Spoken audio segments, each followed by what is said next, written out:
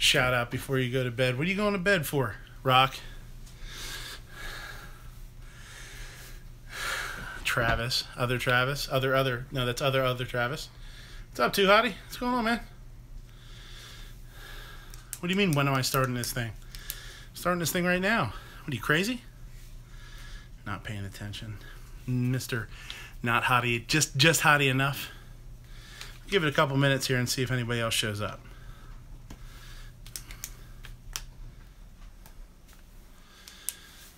RL. All right, food chat. You have your notebook with you? You have questions? Yeah, it is. There's Ghost Tactical. There's Grim 90. There's Patriot. What's going on, buddy? Shane Clark, how you doing, buddy? Yeah, Phoenix, Travis to the 13th power. We are multiplying like gremlins. D-Temp, what's up? Gizzard Gary is here.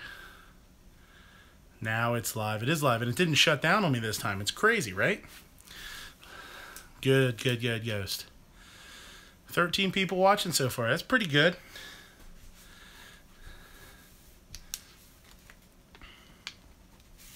So what's going on, everybody? What are some topics? Where did your wrench go? Grim's got the wrench in here. I can see. I don't know if I can wrench you from here.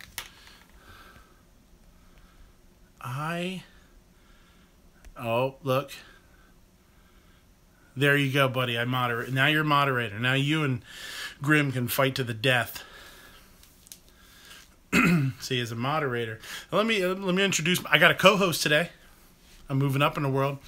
It's my brother-in-law Adam's in town visiting some family, which would be me, I guess. So he's a fellow gun nut. So hanging out here a little bit. We just watched The Walking Dead. Little guy went to bed, so we're gonna tag team it tonight. So I just gave Too Hottie a moderator, made him a moderator. So basically, what can happen is if you would look in one of your chats or in the chat, it comes up in blue. So your moderator can actually kind of keep an eye on your chat for you. If somebody's acting up, which nobody gives a shit about this chat anyway, but if somebody was in there trolling, being a douchebag, maybe some of the guys really try to keep their channels clean because they got some kids watching maybe. So a moderator can go in, put somebody in timeout, or boot them out of the chat. Basically ban them from the channel. And then I would have to go in and unban them. So, it's always nice to have a couple of moderators. I'm a moderator in like 3 different chats. My partner Phoenix thought it was my partner. Yeah, we are kind of partners actually. People think we're brothers all the time actually when we're hanging out. Phoenix is you'll get used to seeing Phoenix's name up there. He's a goddamn smartass. He takes his trolling responsibilities very serious. One of the things you try and do is, because once this is done, once we close this down and it goes onto YouTube after it's live, obviously you won't be able to see the chat. So the creators, when they do live stuff, always tries to read their questions. So that way, if you would watch it the next day or something like that, I'm not just answering questions that nobody knows, or answering stuff that nobody knows the questions to. So we got RL. George is here. What's going on, George? Gary Gizzard Decker. Gary's got a affinity for fried chicken gizzards. We'll call it. We won't call it an obsession. We won't call it an addiction. Maybe we'll just call it a problem. Yes, we did. We just finished The Walking Dead also. Good episode, man. I would say that the amount of ammo used up in the episode today should keep the firearms companies in business for quite a while.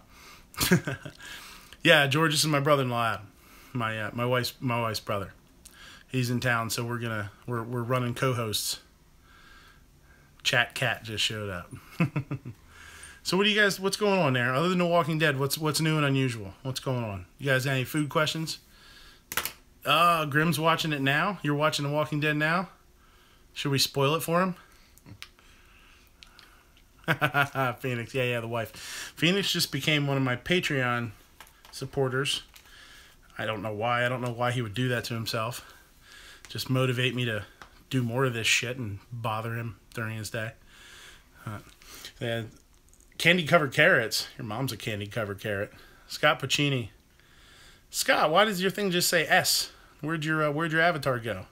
Did you forget to pay the bill or something?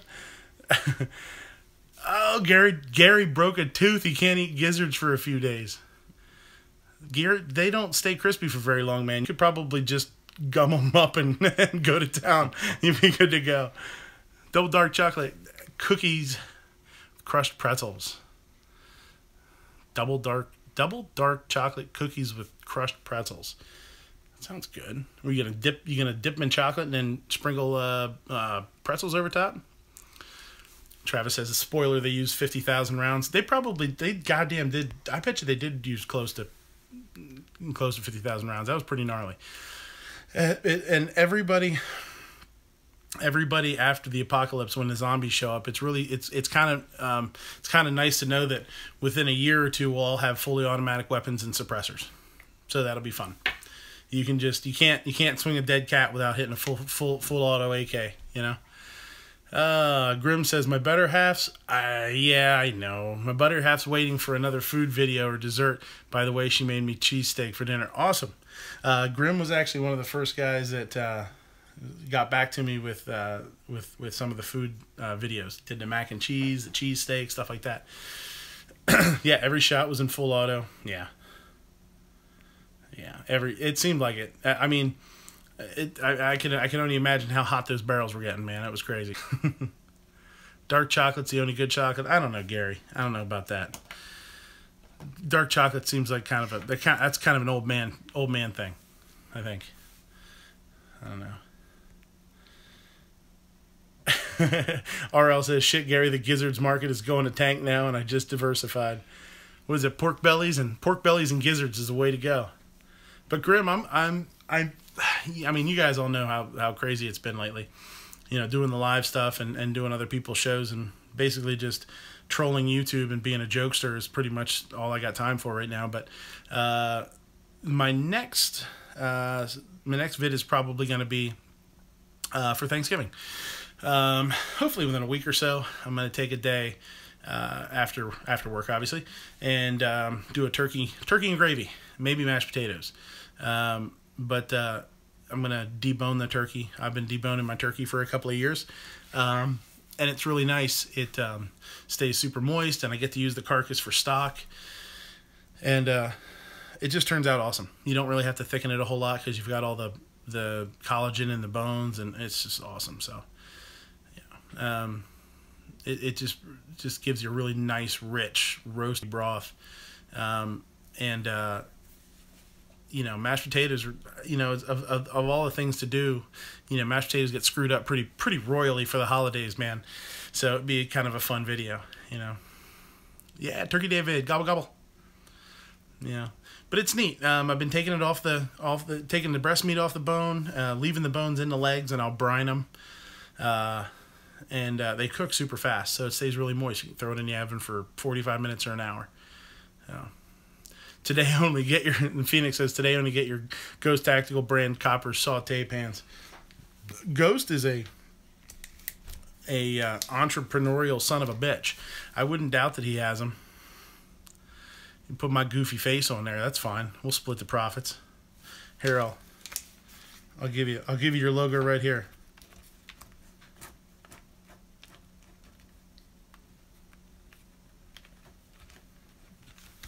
There you go. Put that on your saute pan. That's me. It's all you, Ghost. Holding up signs every show now. So what's up? What do you guys want to cook? What do you guys got questions about? Grim, your wife's always looking for something to cook. You must be a nice guy. It's only today, only because tomorrow I won't remember what the hell it was. Yeah, probably not. Ghost, can you scrape up some military cookware? What do they call them? The ones that, you know, it's like collapsible, that all sticks together. It all comes together. You could call up some of your buddies, get us a tractor trailer truck full load of those, and we just find somebody that can stamp my face on them, and we'll put your logo on them because your logo is awesome, and you can market them, and we'll be millionaires, and that's it. Too Hot, he says, a mess kit. There you go. Thank you. Thank you.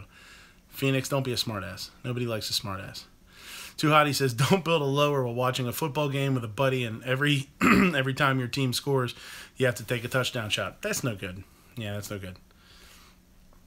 I was like, that's you know what? It's not any worse. My last drinking game I came up with was for Braden's channel. Every time he said Matt from Demo Ranch, you take a shot. And Outlaw's here.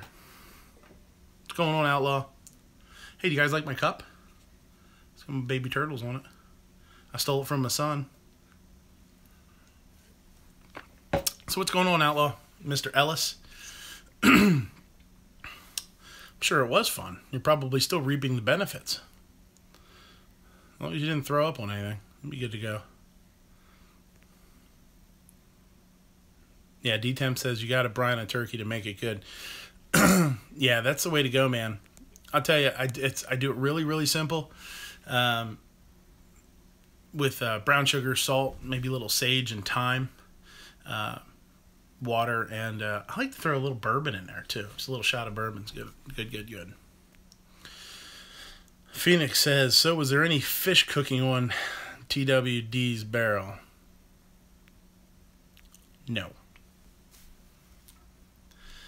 Too Hottie says, nah, it's all good. It's a mashed tater kind of day though. Have you been hanging out with Clover Tack? You talking about taters?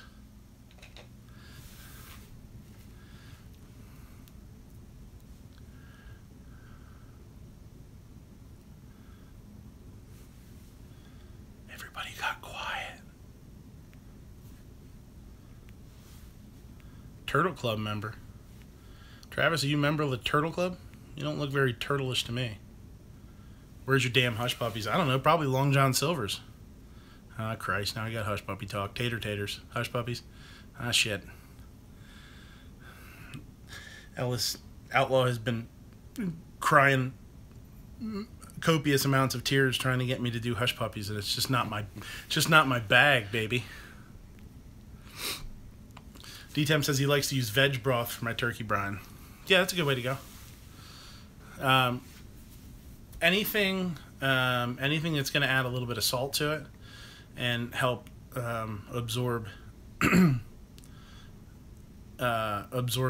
into the flesh is going to really help.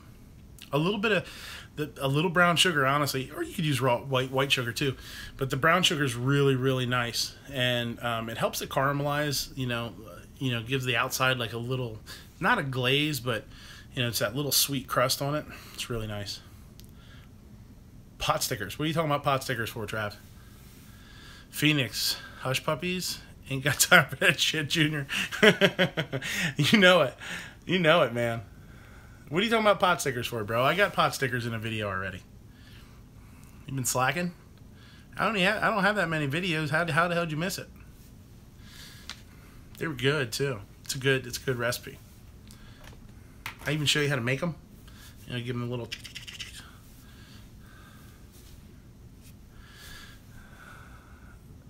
Oh yeah, that they're greater than hush puppies. I guess it depends. I don't know. Hush puppies are pretty damn good. Oh, okay. I see Hatfield's starting trouble. Says, wait, we need to talk about guns in his food chat. You need a shotgun. Well, then go buy a shotgun, you cheap bastard.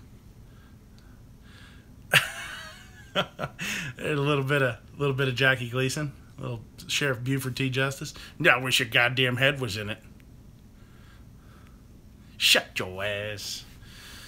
12 gauge is a great shotgun. Well, yeah, 12 gauge is the way to go, man. I mean, it's cheap for what it is. It's readily available. Who doesn't have a 12 gauge, you know? Unless there's some reason you want like a 20 gauge. I mean, I used to hunt with a 16 gauge when I was a kid because we had one. Punt gun. Gary's got one for each hand. Yeah, nothing wrong with 20. I never had a 20. I hunted with a 16 when I was just a little squirt. We had a, man, I don't even know what it was. It was a mag, I want to say it was a mag fed, but I'm not sure. But it was a bolt action 16. I don't know who that would have been. It's old as hell. My grandpa bought it. But I went from that then to the 12 gauge pump. I was savage 12 gauge pump. Something inexpensive. Yeah, 20 gauge is nice. I always liked, I thought it was 16, but it's kind of, I guess you could say it's antiquated now. You don't see a whole lot of 16. 20 became more popular. So I guess 20 is the way to go. I've seen a lot of videos where 20 gauge is used for, guys using 20 gauge for deer too. Outlaw, Stevens, yeah. Stevens 12 gauge. That's what, I actually have two Stevens 12 gauges. I have my Stevens 12 gauge pump. It is full size, you know, long hunting barrel, and that's a 77B, I think it is, from like the 60s, old gun. And then I have my Stevens 320 that they have you know, loaded for the house. Pistol grip, ghost ring sights. It's nice. Phoenix always says, my ammo inventory always ends in and one fucking box of 16 gauge. Yeah. Yeah, that's what I mean. I mean, a lot of us, I mean, I'm not, you know, I'm 37. It's not that long ago that 16 was popular, but it just kind of trailed off. I guess it's close enough. It kind of doesn't really fit a niche anymore, where if you're shooting a 16, you might as well shoot a 12. But if you don't want to shoot a 12, you might as well go down to a 20 if, you know, if you're recoil sensitive, we'll say, you know. You want an AR that shoots 4 10 gauge shells. They make those 12 gauge AR type sort of things. Phoenix says that box is sold. It has a price tag from Gold Circle. I don't even know what the hell Gold Circle is. 10 gauge mag. I'm not man enough for a 10 gauge. But somebody said something up here. Yeah, 410 for squirrel and rabbits. Yeah, nothing wrong with that. And oh, George said the 320 pump is good. Yeah, I really like it. I haven't put a whole lot of rounds through it. I actually bought it from a guy I know. You know, we all gun guys. We all every once in a while come home with something that you just couldn't pass up, right? And that was this. You know, I was mentioning it one time. I said, yeah, they're pretty nice. You know, they're like $190 or whatever the heck they are.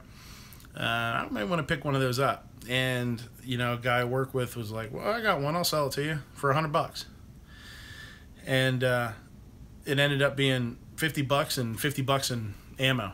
So I sacrificed some Wolf 7.62 and $50 for it. So you know, good buy. Can't beat that. I put a rail on the front, you know, one of the barrel clamp rails, and a light on it, and good to go, man. Good to go for $100. Can't beat that. $200 for the shotgun light and mount. It's tough to beat. And in PA, you don't have to transfer it. You just do private sales, which is cool. Shoots. Oh, I know why you're saying that now. There is an AR upper that shoots 4 10-shot shells. Huh. What mags does it use? I mean, you can't use those out of a... You can't use that out of a standard mag, I would imagine. Or you have to buy like a proprietary 410 mag, maybe.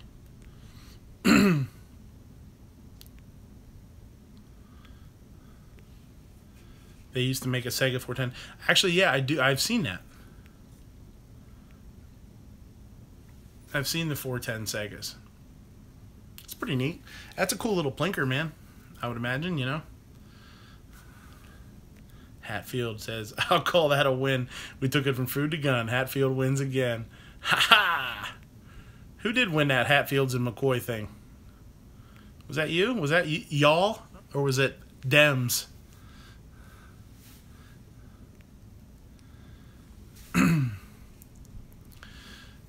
RL says, I remember Hills. I remember Hills too. Oh man, wow. Hills is where the games are. Yeah, I do remember Hills. Boy, that was a long time ago. No, Hills is where the toys are. Something, is that what it was? Where the toys are? So you used to shop there as a kid. I bought my first gun with my own money from Kmart. That's awesome. Yeah, that's cool. Them lost. Them lost. That's some good English there. They did. This is my official Mr. Knives water bottle. Gun Channels edition in Mr. Knives. Chocolate. You have no idea what that means, but it's funny.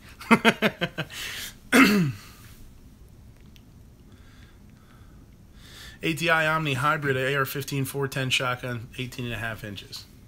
Yeah, why not? I mean, that's a fun toy. As long as it's not like $800 because it's weird.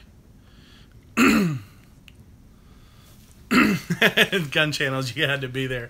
Yeah, I'm going to get him hooked up on Gun Channels, guys. Don't worry. We'll get him set up.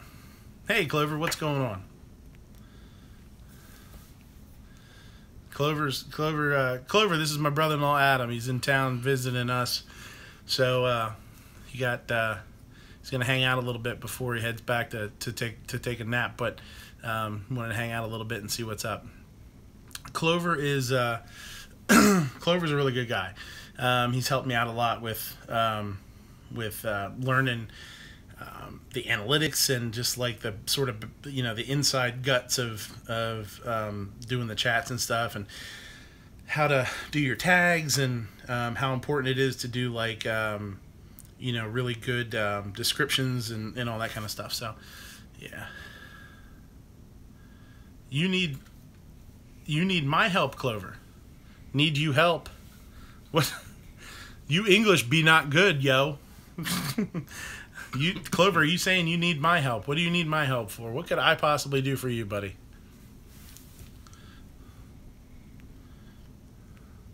Clover Tack is the Larry the Cable Guy at Gun Channels. It is. But look what I got here. Where is it? There, look. And my Clover Tack crew. Hey, there you go. I got you. Speaking of rednecks, what up, Clover? Everybody saying hi. Everybody loves Clover. Clover's a good guy, man. RL says, get her done. Oh, Gary says he must have some vittles that need cooking. Yeah, some tender vittles.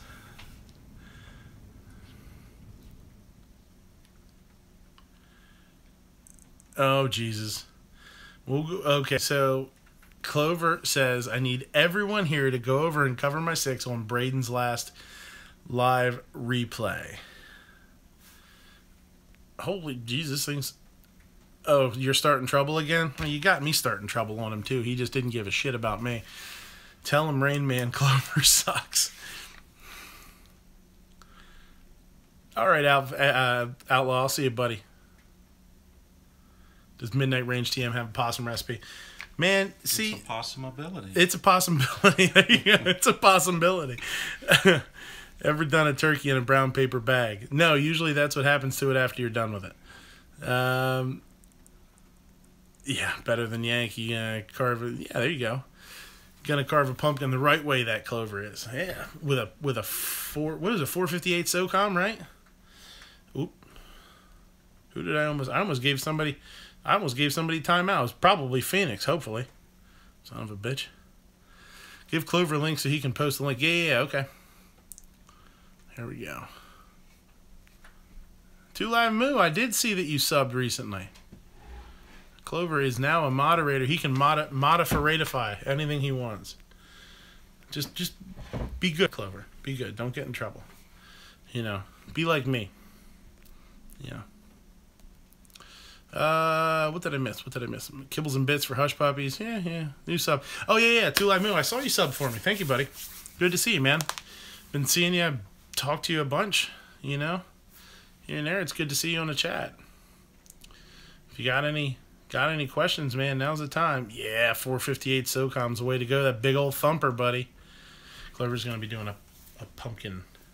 He does these lawn chair chats like this, like, you know, mobile. Out in the backyard, and it's just real cool, real fun, just bullshitting with the guys kind of thing. He's going to be doing a pumpkin shooting chat. Uh-huh. I guess my little man is not as asleep as I thought he was. all these mods and you never see trolls on it. That's because nobody cares about it. There is now 3 mods and 13 people watching, so don't worry. We are safe. We're all good to go. Clovertack says, encourage him to come over and debate with the Gun Channel's crew. And there is a link to, I guess that's a link to his video. So I'm assuming that the little bit of poking and prodding that we did got him all hot and stinky. So we'll see what happens. 04 Hemi is in the house. Hey, buddy. How you doing, man? Good to see you. Phoenix says, bite my shiny metal ass. Meh. I don't know. We'll see. Etouffee. Oh, shit. What did I just do? Etouffee. Patriot says etouffee. Oh, my gosh. It's been a long time. Crawfish etouffee. Basically like a crawfish, or you don't have to use crawfish. It's just like a creamy, spicy, almost like a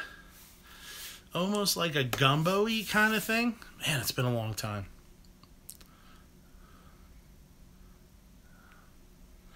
That's yeah. I saw. Yeah. I thought this was troll chat. It could be troll chat.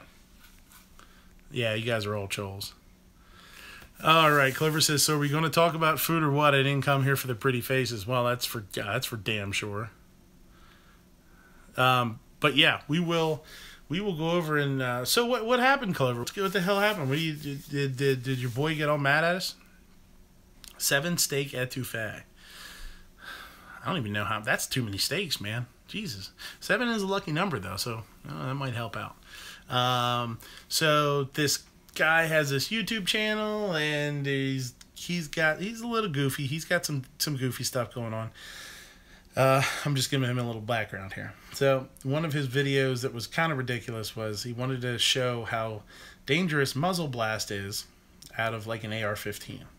Or no, it was an AR, but it was a 308. So it was a 308 AR. So he set up his rifle and with a piece of cardboard around the barrel with the barrel sticking out on the other side, took a dead carp and shoved it on the barrel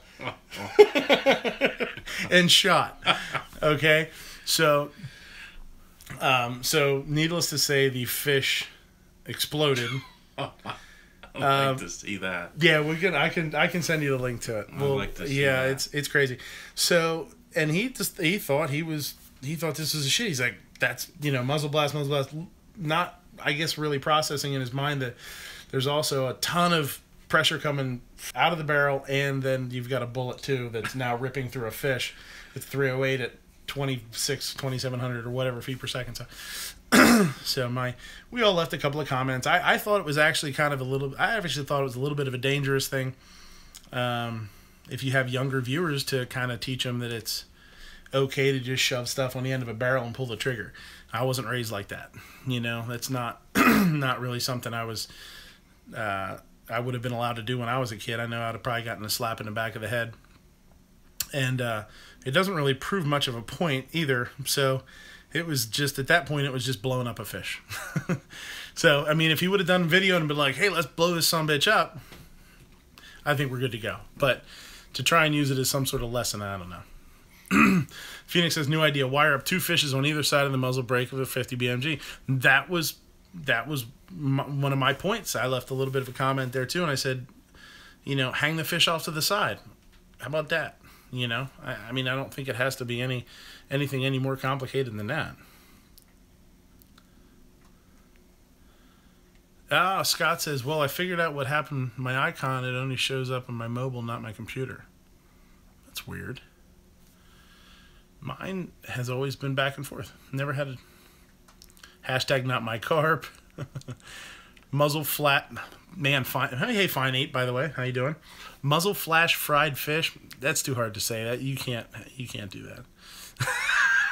He said, even Adam is shaking his head. Yeah. 308-762 AR-10. Yeah, AR-10. Sorry, Phoenix. Man, you probably were loving the fact that I said AR-15, weren't you? Oh boy, you bastard. Carp lives matter. They do, I suppose. Yeah, to simulate human flesh, pork would have been a better test subject. Yeah, absolutely. You know, when we get pork belly in a restaurant too, it's already skinned. They have like a machine that kind of takes the skin off, and it's left with a layer of fat. And that first layer of fat's kind of tough. Not tough, but it's pretty dense.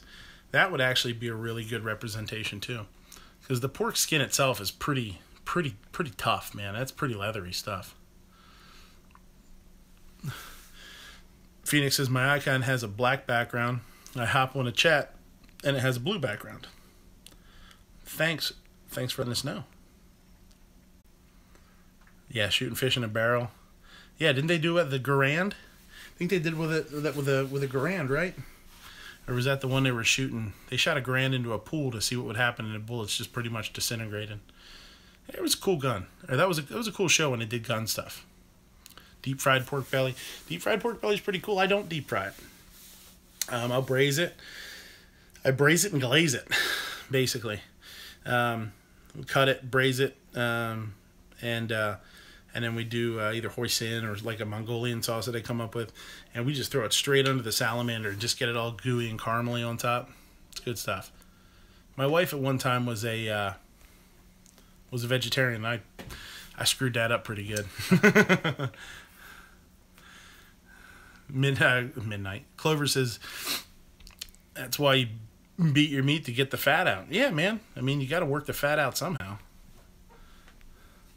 Phoenix says, you son of a bitch. Phoenix says, don't worry. I will remind you in detail at worst times and never forget, even though I don't know what I did 5 minutes ago. You probably wrote it down, right? Cracklins.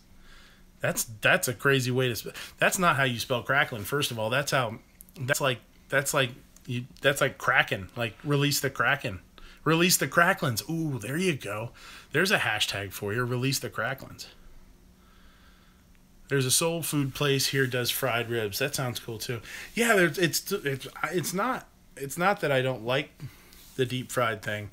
And a lot of times you'll braise it, or you'll really slow roast it, or you smoke it really slow to get it super, super tender, and then just throw it in a fryer to order. It makes sense. Clover Tack, that's how he makes his white gravy. I make a good white gravy. Adam knows. I make a bitchin' white gravy. Cream dried beef, man. Oh. Silent cod. Ham sandwich time. Grape soda. I can't do grape soda, man. I don't know. Oh my God, Mr. Knives is here. Mr. Knives, did you know I was talking about you? Screen caps. Mr. Knives, I got something for you here. Did you hear me? I got your cup right here. Chocolate. Gun Channel's cup, just for you, buddy. You can market that. Cracklin. Yeah, Cracklin.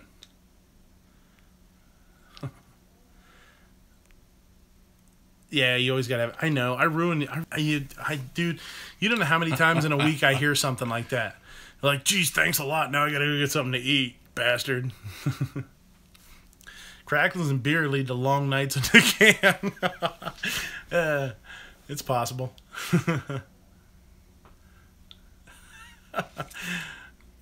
Yeah, I think you are the only one. That's a little bit weird. Phoenix, you shouldn't imagine Clover Tack doing the pee-pee dance. That's a little odd. There you go, chocolate. You know what I forgot to do? I forgot to post this on damn gun channels that I was opening up a chat again.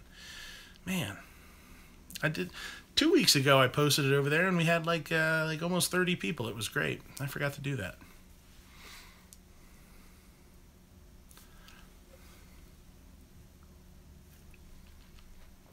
Oh, awesome. Thanks, Knives. I appreciate it, buddy. Oh, you guys are awesome. Thanks.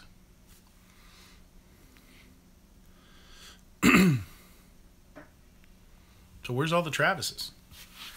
It's crazy. Oh, wait a minute. I'm calling you weird. That's the pot calling the kettle black. It could be. It could be. Up to 14 and 9 likes. That's a pretty good ratio. Happy with that. Let's see, did I miss anything up here? Let's scroll back up here and see what the hell's going on. Chocolate. Yeah. Chocolate.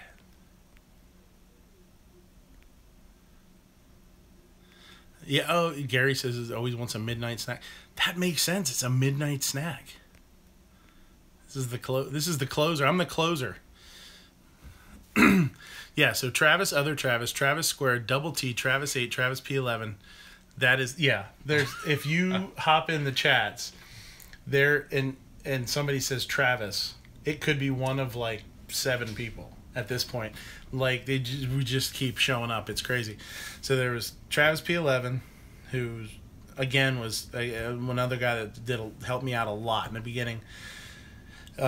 Just getting set up and learning how to do stuff, and he was just really, really good if I had questions. I had a few people like that, but him and Clover especially. And then there's the one here, Travis. That's Travis 8. Oh, shoot. What exactly is it now? Yeah, Travis. Oh, Travis is great. Yeah. And then me. And then there's Double T. It's Travis T something. I have Toolaman. And then there was another one that showed up. So he would be other Travis. Yeah, it's too much. We should just open up our own chat. Hey, nice. 10 now. 10. There's 10. Is there really? There can't be 10. There can't be. Although, I mean, it does make sense. It is weird. I mean, it is not like a super common name. It's pretty. Maybe there's just a lot of redneck Travises. Maybe that's what it is. Midnight Snag was his porno before he was famous. Travi shall take over the world. We should gang up together.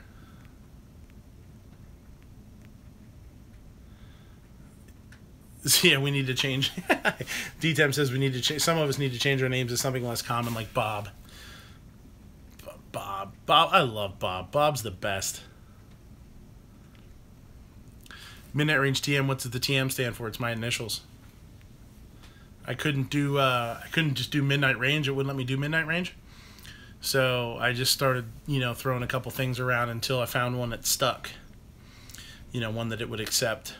And then, of course, went over to Google to open up an email account, another email account just for my YouTube kind of stuff. And, of course, that one wouldn't work, and I had to pick something different. So my YouTube name, channel name, and my email are different, which sucks. A lot of people in witness protection. RL says, Gary Decker, do you think Clover Tack had the porno music intro playing in the truck? I would if I was him. That music is awesome, man. I love his after hours stuff. Oh man, Clover, that was there was something I wanted to. Shit, what was it? I knew I should have wrote it down. There was something I had a question for you.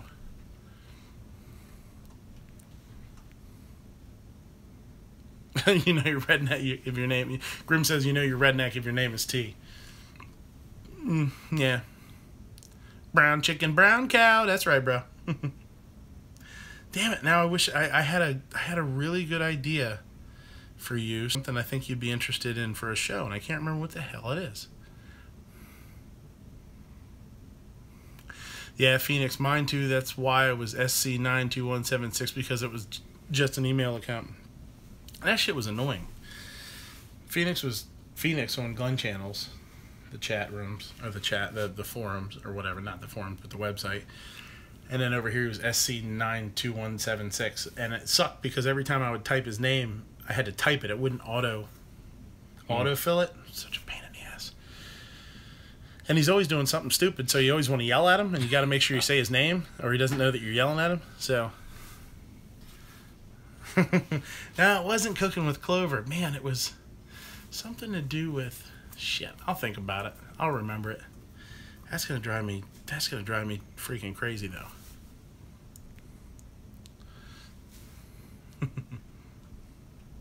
Hashtag poke the bear. Cooking with Clover. Hell, if you can do it, right? Yeah.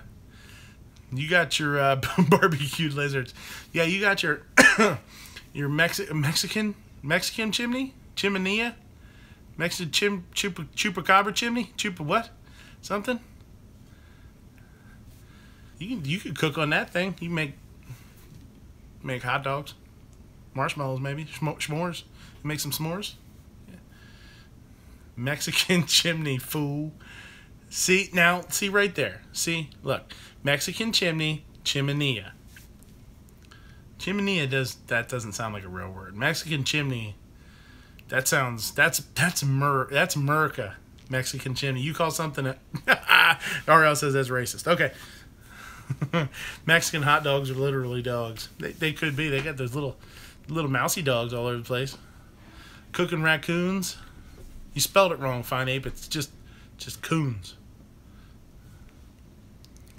That's the thing down in Texas. They just disregard letters. They just, you got a couple letters in the beginning, get rid of them. One or two at the end, get rid of those. Throw an apostrophe at the end, and you're good to go. Chimichanga. Mexican chimichangas. Yeah, there you go. Chupacabra. Clover Tax Chupacabra Chimney. That sounds like a good cooking show. You could do that. Chupacabra cooking. Man, I wish I could remember what the hell I wanted to tell you.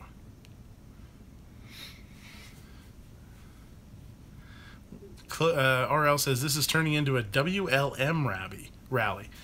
What is WLM? I've heard that, but I don't. What is it? I think I've heard that. The Louisiana Air Guard has a squadron called the Coon Asses. They could. I don't know. How the hell would I know? Oh, White Lives Matter. Oh, yeah. Let's not get involved with that. How do you put the host in timeout? That's easy. You guys just all leave. I'm not going to sit here and talk to myself. I think that's the only way you can put timeout. Hey, check that out. Oh, what's going on? Hot dogs. Grim says hot dog, just. Yeah, Phoenix, white gravy matters. It does. Chimenea, is that a smoked chimichanga? That's too hard to say. You're not going to be able to market that. Especially if you go to Taco Bell, because everybody that would ever order one, it would be after like midnight and they'd be all tuned up, so they wouldn't be able to pronounce it. Phoenix says, according to your coworkers, you talk to yourself all the time. I do. It seems like I talk to myself all the time because I'm always talking to them and they don't freaking listen. Just do whatever the hell they want anyway. It drives me crazy. It's kind of like I'm talking to myself. Makes me nuts. Hot dog. Oh, Grandma, I know what the heck you're talking about. Yeah, I know what you're talking about. You're talking about that email I sent you. You're still waiting on the etouffee? What do you want? What do you want me to do? Whip one up now?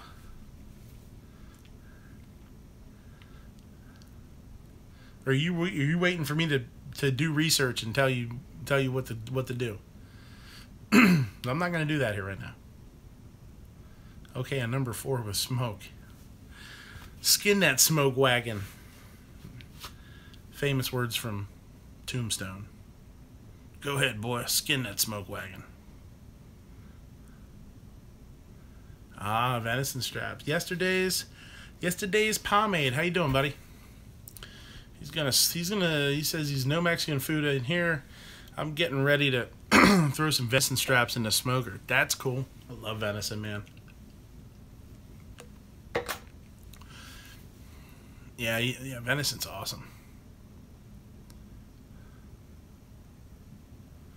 Yeah.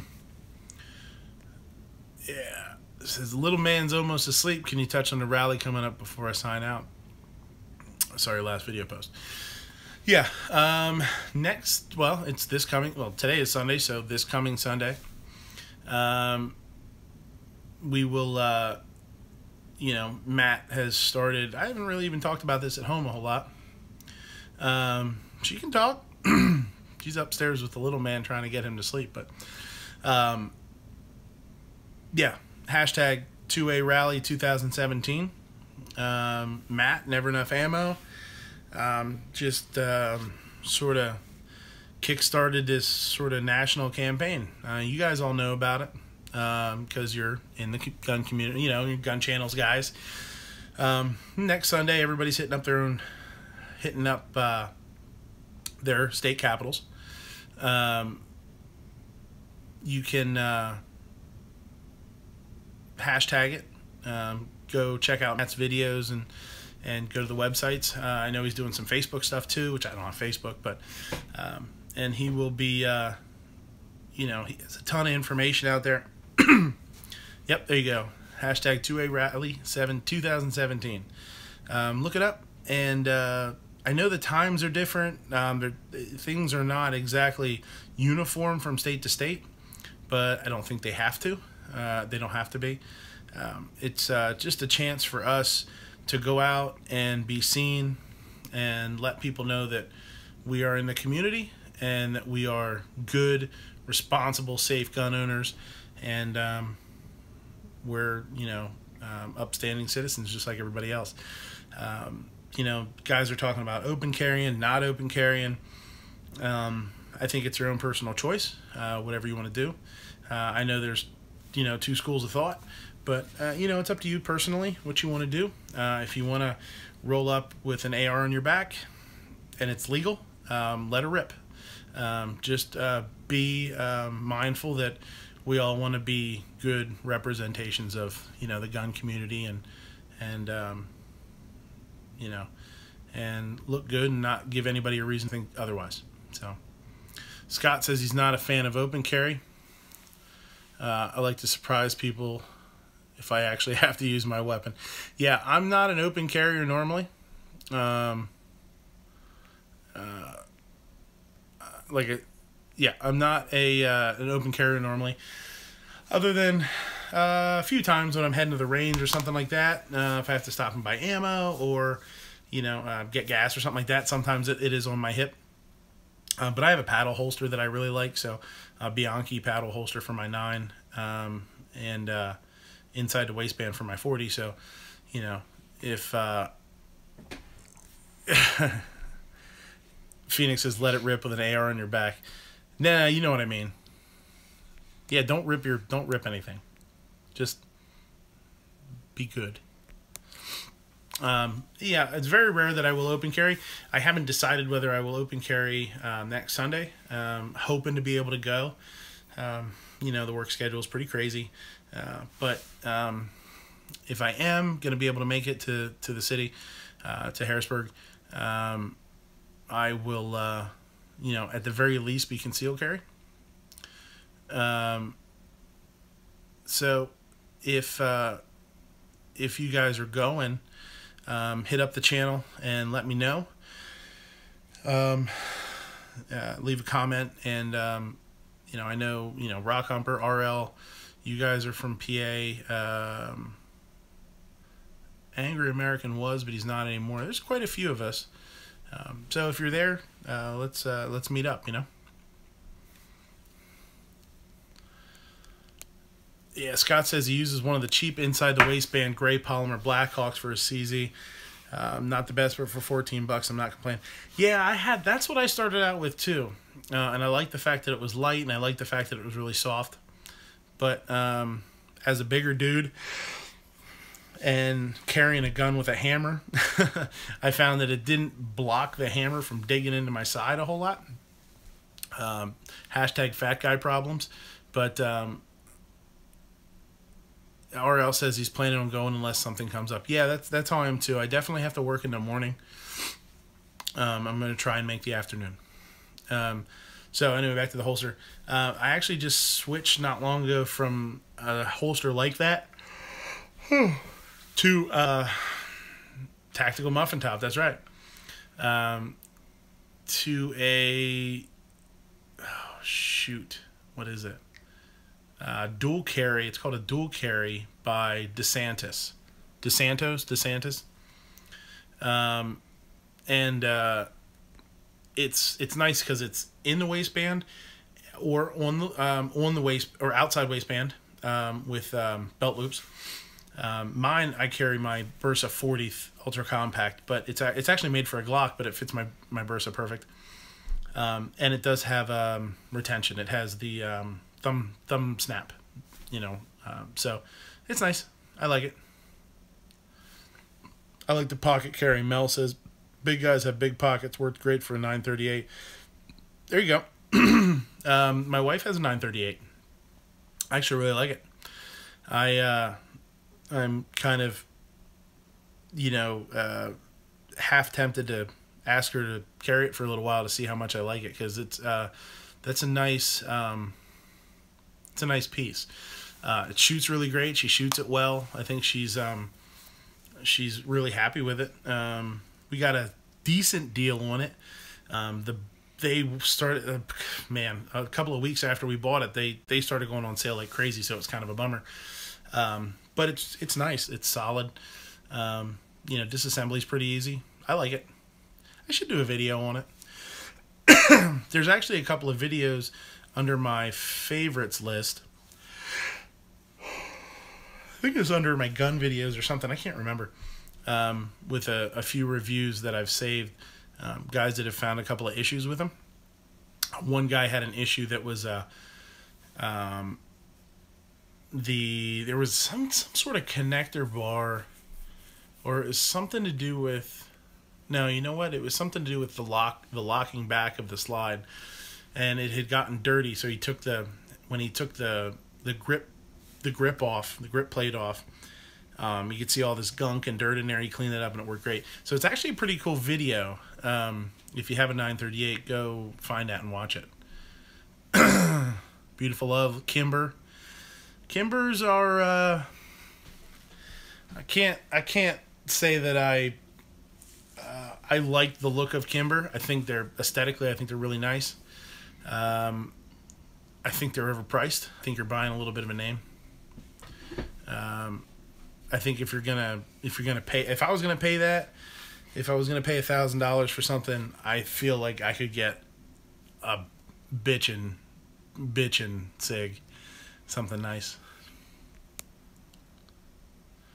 Scott is saying, so what you're saying is it didn't work at first? Are you talking about my SIG, or the SIG that we bought? No, our SIG was great, straight out the box, man. I actually haven't shot it. We went up and shot. She let it rip, man, and really she came in with a smile on her face for sure. She really liked it. This was a guy that had carried it for a couple of years, 2 years or so, I think, and just the normal kind of lint and stuff and fluff and dirt and stuff. Oh, Mel's Kimber you're talking about. Sorry.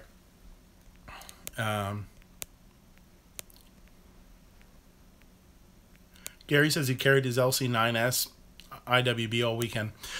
I know of quite a few people that have the LC9. It's nice. My uncle has an LC9. He really likes it. Gary says he owns a Dantis Nemesis. I don't know what the Nemesis is.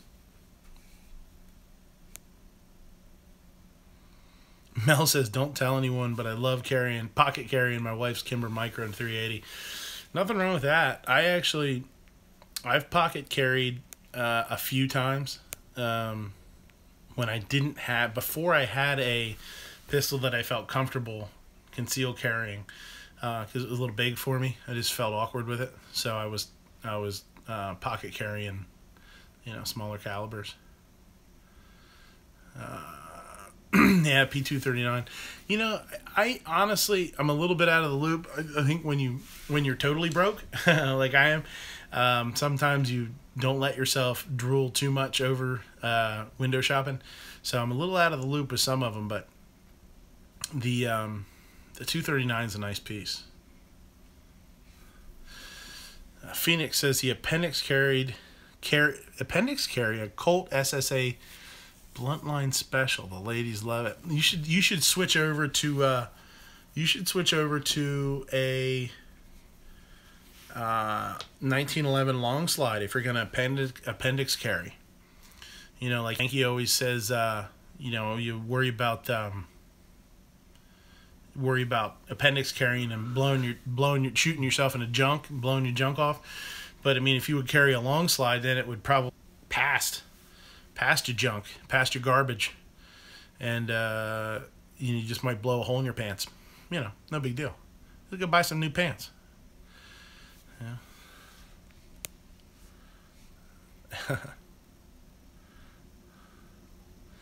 Fine Ape says the Superfly pocket holster is better than the Nemesis.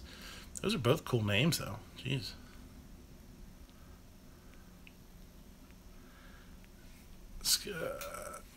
Scott says his 96 night sights are dead. Yeah, I don't know. Does anybody know?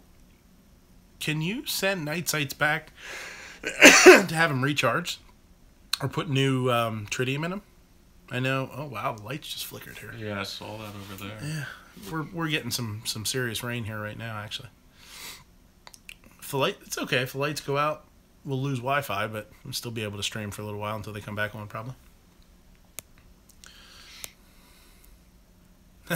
Yeah, George. See, that's what I'm saying. Buy new pens because you can't buy new balls. Well, you can buy new balls, but not real ones. Scott says no. You just replace the sights.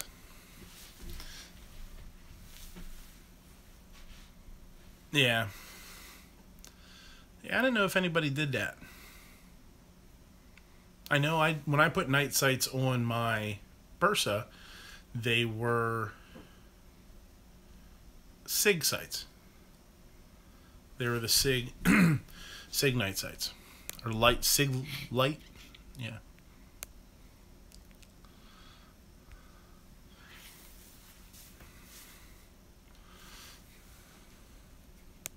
If you lose a ball, just let it go.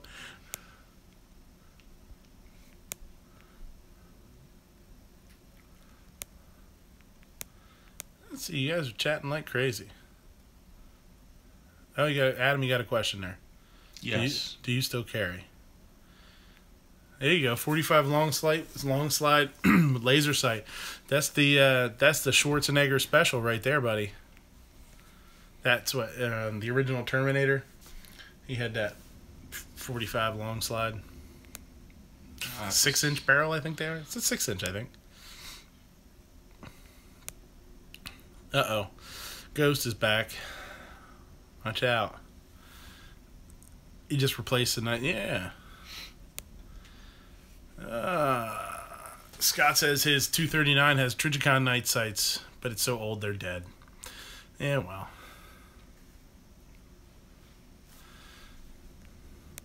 Mel says, Ghost Tactical, ask MidnightRangeTM for his Phoenix sign. What the hell? Like one of the ones I was holding up the other day? Phoenix sucks.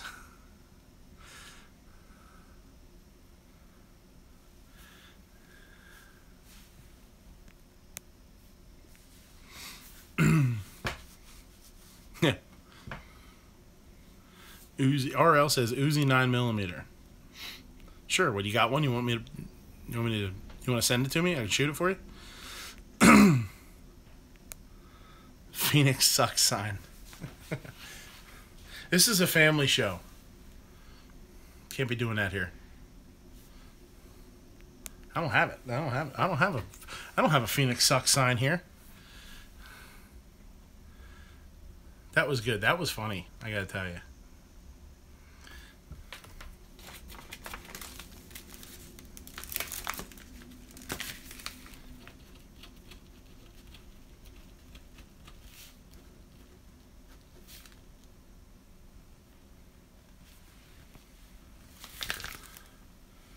That one? Phoenix sucks. It's true.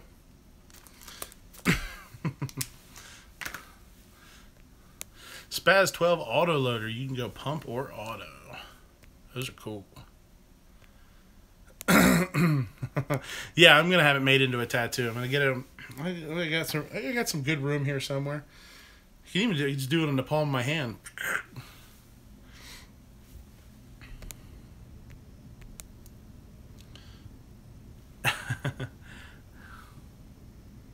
Yeah, Terminator.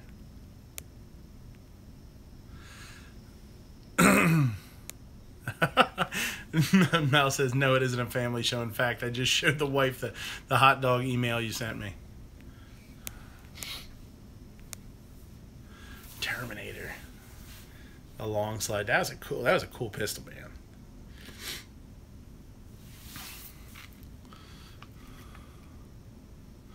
You can pocket. Mel says you can pocket carry a 12 gauge. I saw it done in the movie Terminator.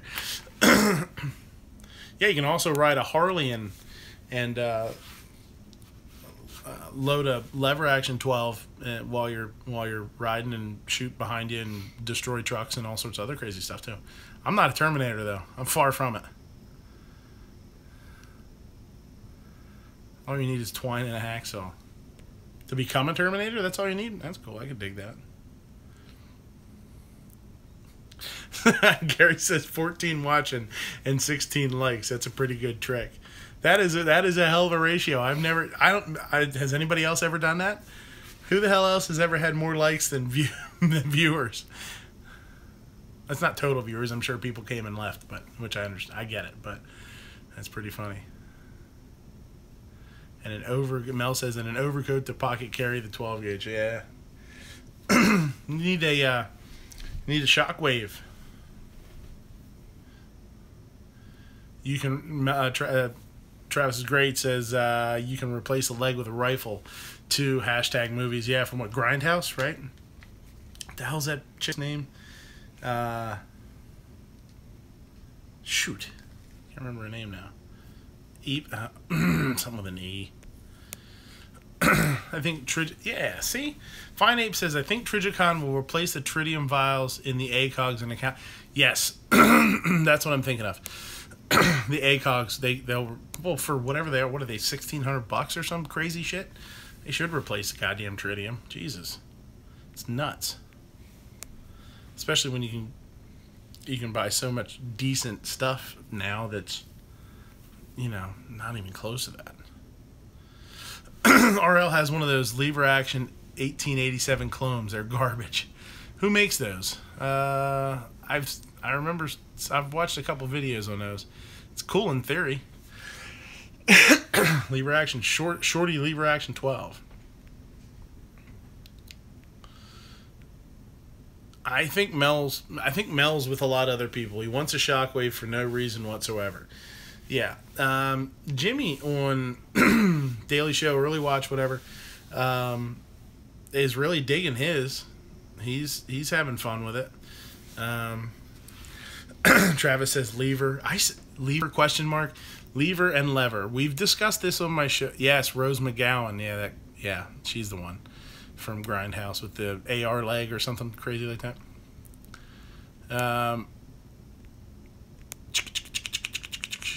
Patriot said he was going to buy a shockwave and had second thoughts. Somebody else talking about it here. Oh, yeah, Travis Great said lever. Yeah, we were talking about, I think this is last week or the week before I was talking about this. Saying lever versus lever. I say them both. And I don't know that I have any rhyme or reason why I say one or the other. And when I say the word now, in the back of my mind, I'm thinking like, okay, do I say lever or lever? And I say one, whatever I say, I don't think I said it that way last time.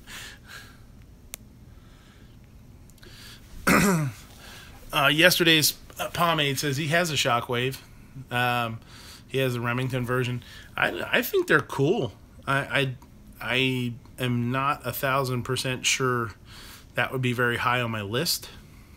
Okay, Phoenix says lever. I'm not saying I don't say lever. I think I say lever and lever.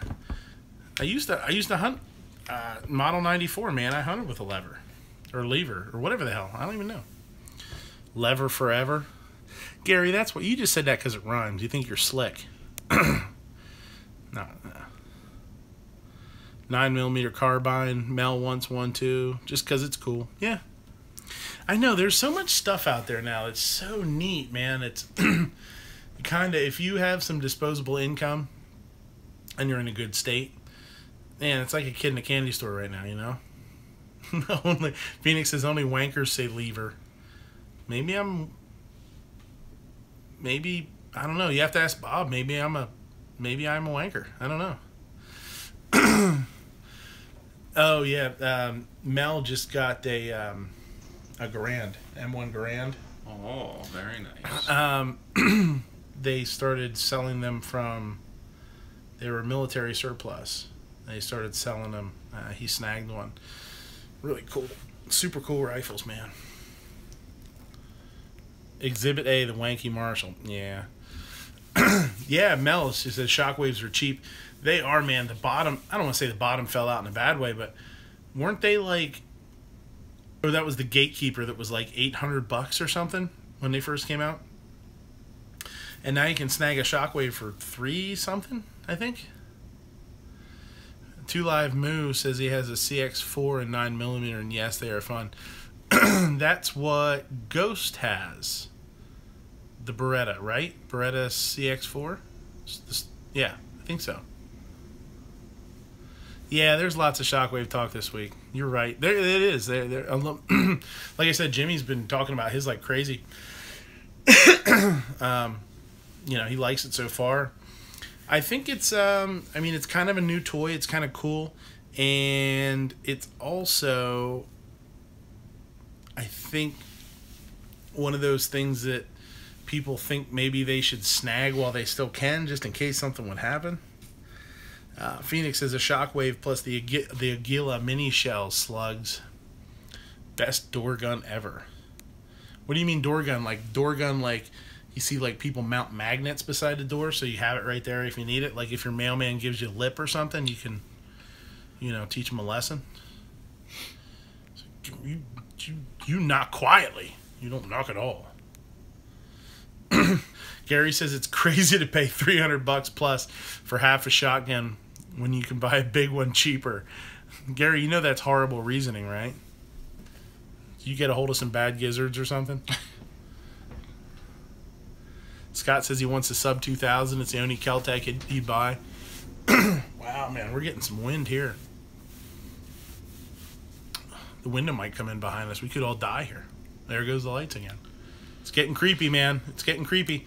If these lights flicker, and I'm waiting for Clover to open up like a lawn chair chat or something and be like, ooh, that was scary. That was eerie. Sub 2000 are just, what does Yankee call them? Pipe bombs with a trigger, I think. I think it's a cool, it's not gimmick in a bad way. I think they're pretty cool looking. I don't really know enough about them to really give an opinion on them. I've never shot one. I've never handled one. I've seen them, but I've never physically been able to get a hold of one to you know, break it down and take a look at it or anything like that.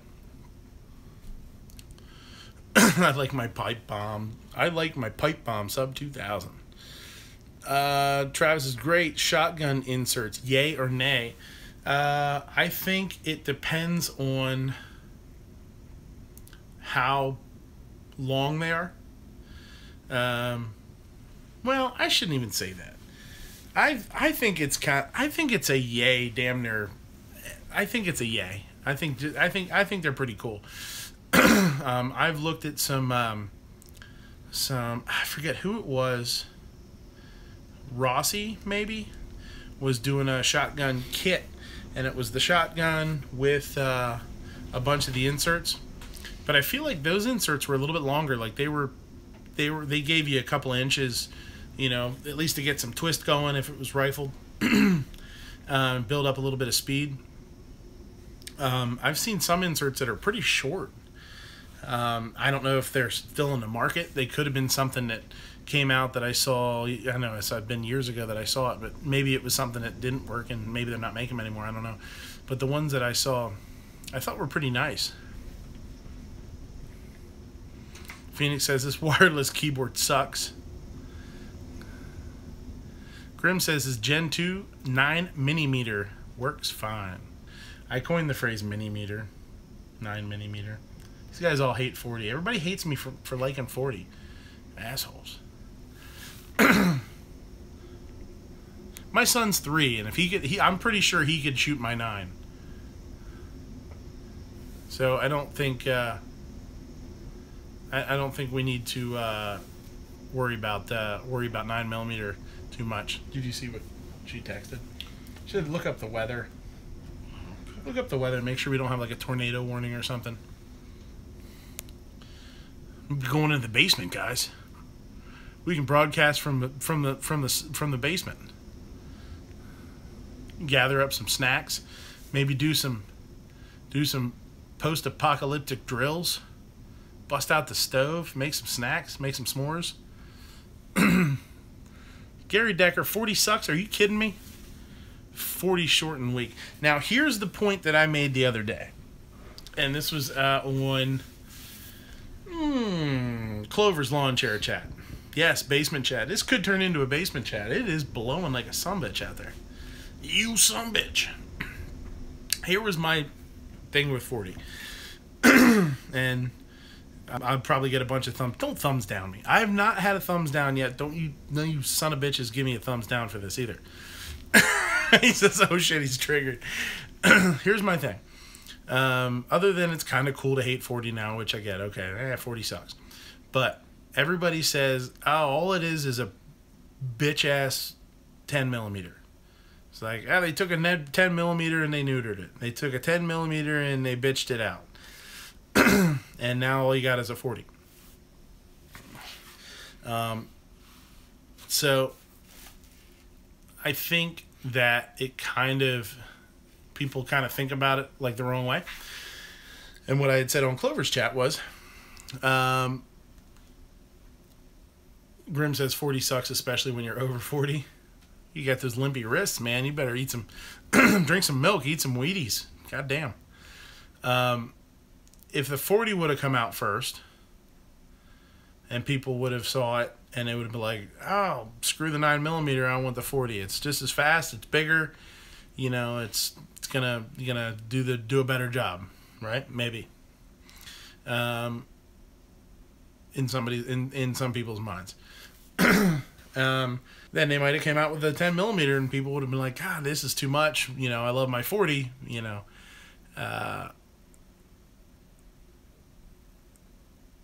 what I'm trying to read here. Sorry. I think if the 40 would have come out first, people would have loved it. And then they would have come out, if they could have come out with a 10mm, people would have maybe thought it was too much and thought, why the hell did they do that? The 40's great. Fine Ape says, message retracted. I can only imagine what that said. Bastards. George says 357 SIG is cool. I have never shot 357 SIG. I think performance-wise, it's pretty great. I think, you know, I think the 9mm round is more than capable, and I think if you put a little extra spank behind it like the 357 SIG does, I think you've got a good round. Nothing wrong with that. I don't have any experience with it, though.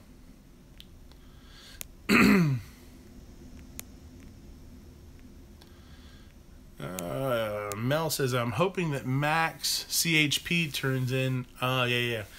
I'm hoping that max CHP turn-ins are fun to shoot, given that it is a steel frame. It should be nice. Yeah. Well, that's what I mean. My 40.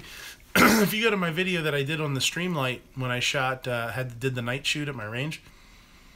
I mean, you know, my 40 shoots great. It's aluminum frame, you know, but it's, you know, all steel, hammer fired.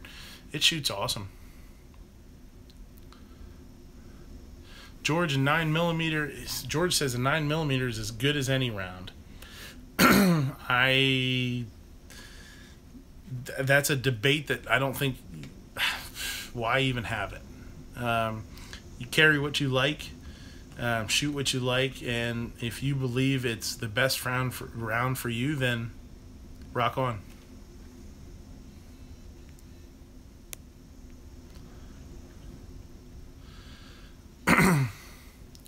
Phoenix says, if 40 was made as a 40 instead of an afterthought on extra 9mm guns, it wouldn't be such shit.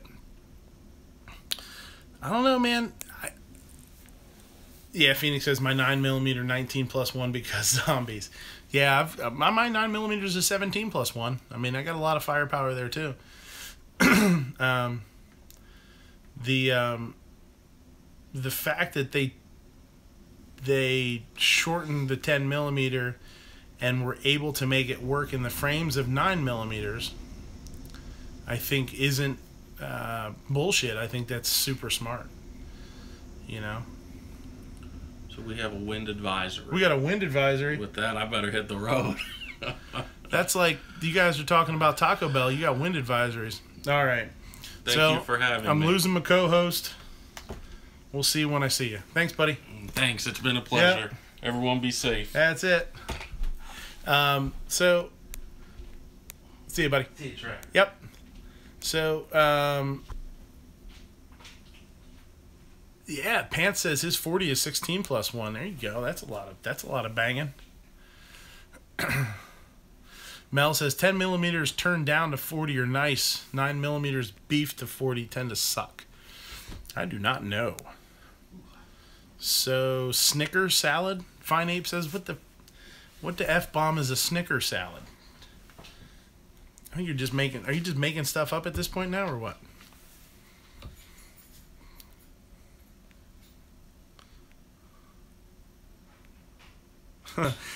Grim says, any caliber is better than my daily carry at work. Ticonderoga number 2 pencils, super sharp.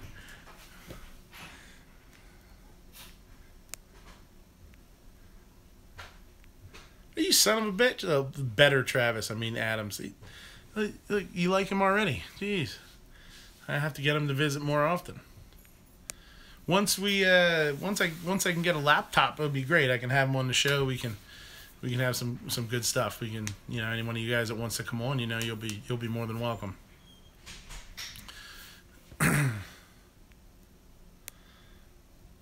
Yeah, John Wick 2 number 2 pencils work. Sure, you can mess somebody up with a pencil.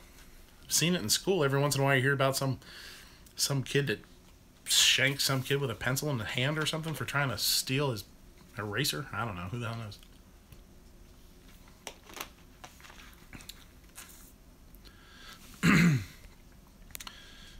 What was that? Hold on. Phoenix. Some teacher just got busted for carrying after 25 years on the job. You mean he was carrying at work? He was carrying at school? Fine Ape says apple slices, Snicker, chunks, vanilla pudding, and whipped cream. That sounds like a good mess right there.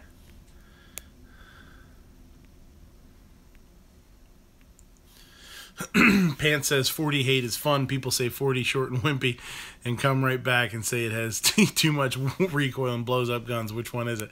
I agree, Pants. I am on that side of a lot of arguments around here over the last month or so with the 40 hate.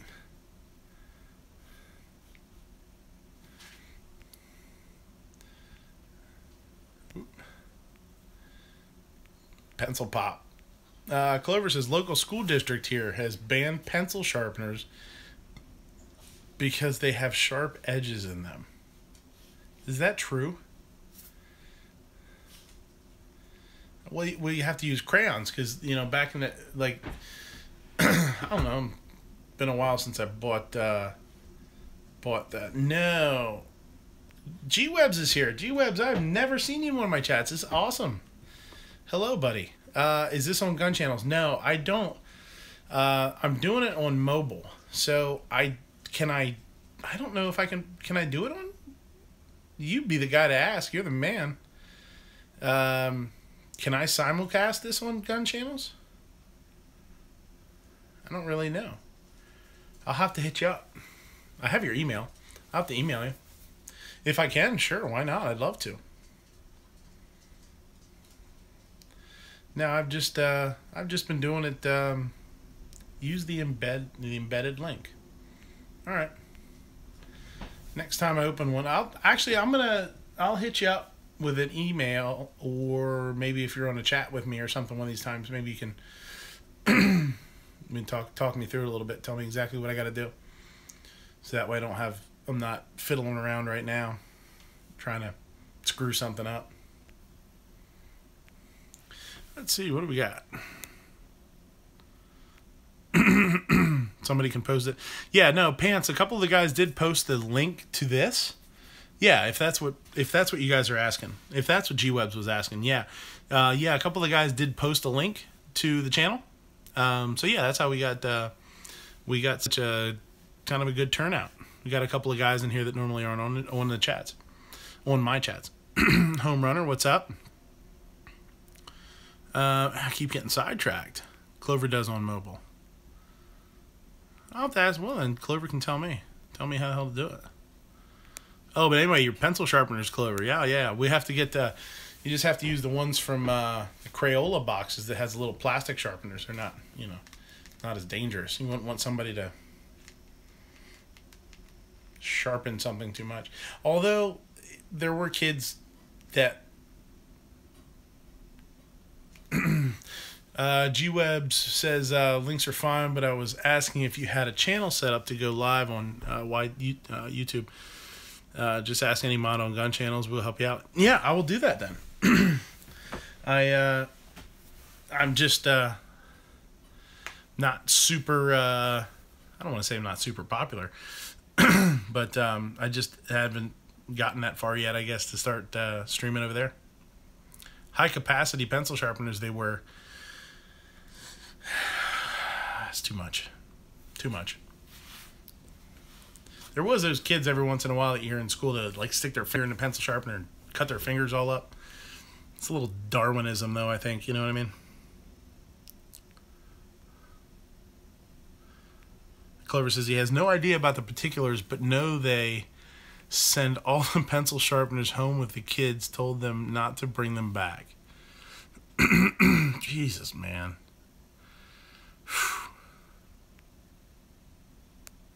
Crazy. He's talking about the ones like the pocket ones, the small ones, not the ones on the wall, like the little crank ones with a handle. That's nuts. Probably aren't allowed to have magic markers because they give off fumes. They're making shanks in the bathrooms. Yeah, I wouldn't doubt it.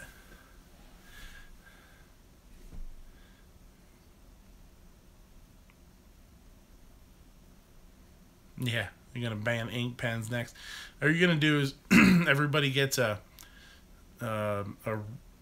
what's a good neutral color? Can't red. No, can't give red. You can't give yellow. Can't give brown. Can't give any colors that might seem racist. So everybody gets a green crayon, and that's it.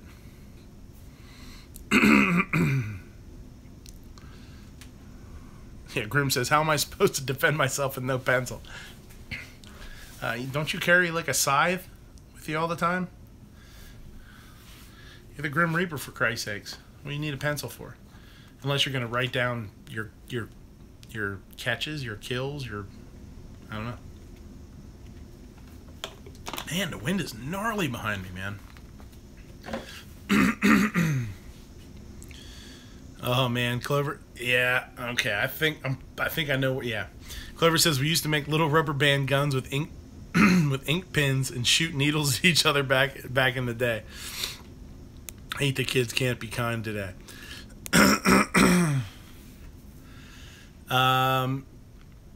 So we also used to take, and here's one that we used to do. You guys, Clover, you tell me if you remember this one. You just take a paper clip and you straighten it out for the most part, and you kind of curve the ends and you curve it like a little recurve bow, and you put a rubber band and you tie the rubber band from each side. Fine 8 rubber bands and paper clips. And we'd shoot like toothpicks. Those are fun. Yeah, the paperclip, rubber band, slingshots, yep. Pan says, who's going to hijack this chat and turn it into a food chat since I'm hosting? The whole idea with these guys is they wanted to turn my food chat into a gun chat, and they succeeded very quickly. Phoenix says that was the bow for shooting the paperclip footballs. Yeah, I believe it. What else was there, too? Oh, I mean, shooting like... Actually, later on in life, we used to have this... Oh, man, we had this kid... Well, I shouldn't say he was a kid. He was almost my age, but it was when I was 22 or 3. He was probably 20 or 21. He came straight out of CIA, Culinary Institute of America. Very, very expensive school, very prestigious. You know what I mean? It's considered one of the #1 culinary schools in the country, in the world, probably. And he was kind of, let's say, smug.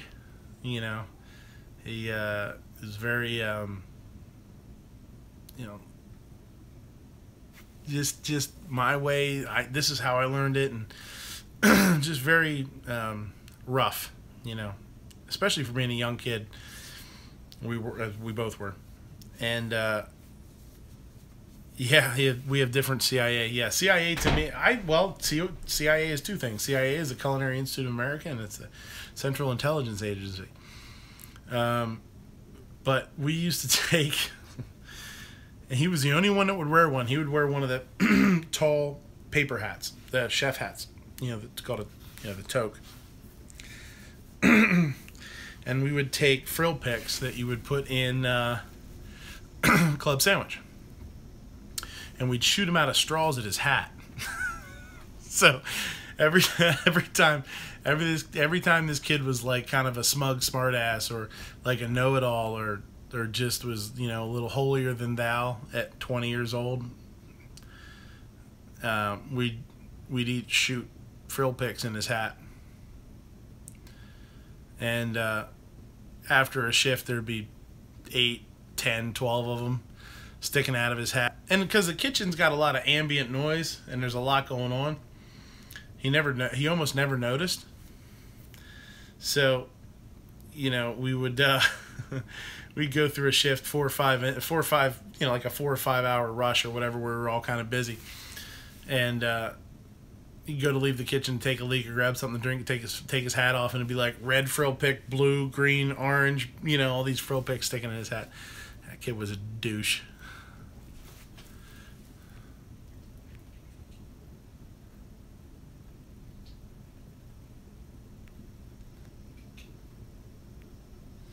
Lamb booties. Travis is great, says lamb booties.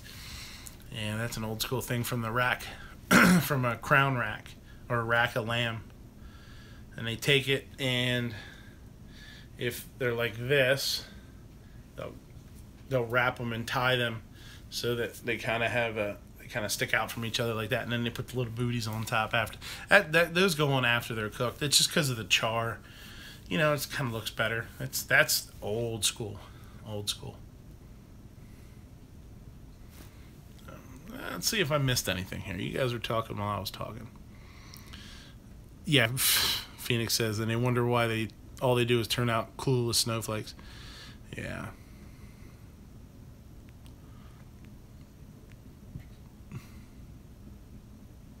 Scott says, Home Runner says, I like school French toast. They tended to be pretty dry.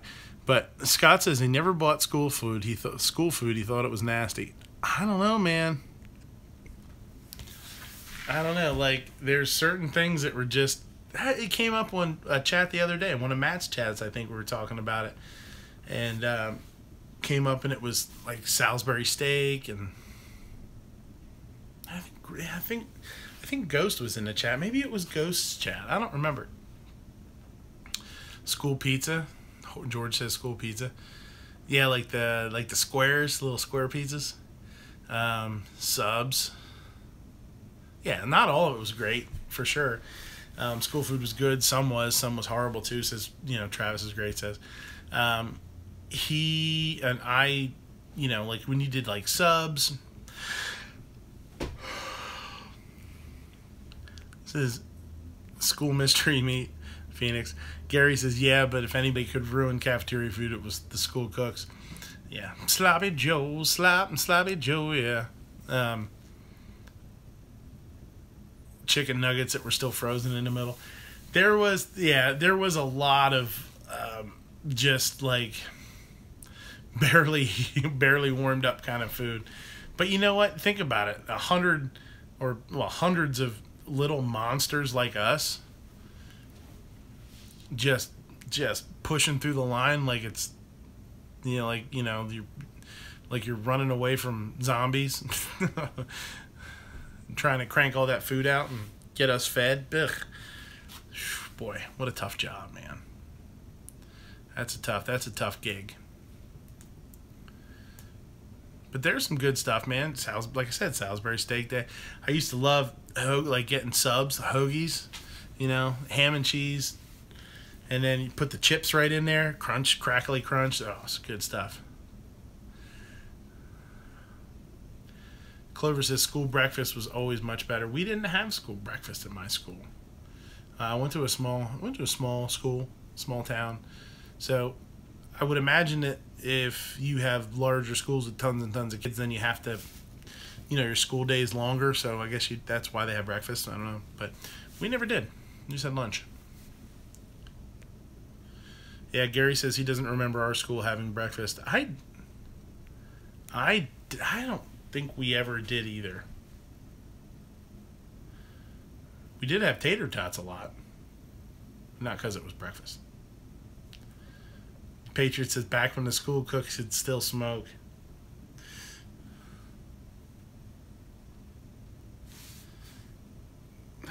Nails bother me.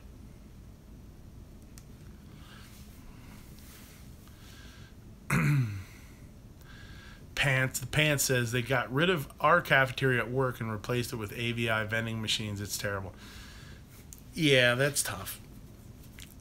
I'll tell you, there's some. Did you say hospital? Oh no, you just said at work. I know there's a lot of hospitals. Some of the hospitals I've been to in the last, over the years have been pretty surprisingly good. It's all contracted out though. Gary says he has a cafeteria at work because it's in the middle of nowhere, 10 miles to the nearest city, and have 30 minutes to eat. Pants works in a factory. Yeah, the vending machine thing is tough. It's actually, it's really easy to say, oh, this sucks, and it sucks. But it's also pretty amazing that Travis P11 is here. Oh my God. Oh, the big shot himself. Mr. P11. It's tough because it's tough to say that it sucks because it's pretty amazing that we can actually do it. So I appreciate it in that way, that, you could walk in and you have a vending machine with all sorts of crazy stuff in it. Whether it is, even if it is just like chicken salad and tuna salad and stuff like that, it's still pretty crazy that it's in there. It's, you're able to hold it. Yes, I think we're up to 3 Travi. Where's Double T? He's slacking. Grim says best work food is when he worked for the casinos. They had everything. Where did you work? Did you work in what casino? Did you work in like one of the big, like Vegas or AC, or was it like a small, like Niagara Falls or something where they have casinos up there? Travis P11 says we used to have this stuff called Unicrust. It was used for pizza, dessert, and casserole. So it was probably just like, all right, so this is going to sound a little bit weird, but like for dinner tonight, after I got home, I got home a little early today. I picked up a box of Chef Boyardee pizza, like one of the mixes. Or the kits, I guess you call it a kit. And my son's not quite 3 yet. And a couple of weeks ago we did this, and we did it tonight too. And so we made, made one of those. And basically it's almost like a biscuit. It's almost like a biscuit dough or biscuit, it's powder, you just add water. Or it's a mix, you just add water. Let it rest, let it proof up a little bit. You spread it out in the pan and you put the sauce on. This sauce is... the sauce is, it was really, really rough. It's just like tomato water, but we doctored it up a little bit. I was handing him little spices. He was shaking the little spices in it and gave him a little garlic shaker with a little garlic powder. And he shaked a little garlic powder in there, and then sprinkled the cheese over top and tore up some provolone and put it on top. We had a blast. Yeah, he loved it. He's slapping the dough. He's putting flour in his hands and clapping his hands. So much fun. So it's like, it's amazing. I loved it. So if any of you guys have any little ones out there, 3-4 years old, get a Chef Boyardee pizza box, bring it home and just have fun. It's like the ultimate playing with your food for a little guy. So, and Travis said, yeah, that's kind of what it was like. It's probably damn near exactly what it was. Probably some sort of almost like a biscuit dough or a something like that. It's not too salty to work for like a pie crust, but it's chewy enough to work as like a pizza crust, I guess. Gary says one of his guilty pleasures are those Kraft spaghetti mixes. the tangy spaghetti flavor. Oops. Sauce in those is awesome. Oh, I never had one of those. Fine Abe says the great thing about pizza is that you can keep adding stuff until it's good. That's what we did today, man. Because last time we did it, we didn't add anything. We did it straight up and I ate it and it was like, this is just tomato biscuit. Like, what the hell is this? Hashtag tomato biscuits.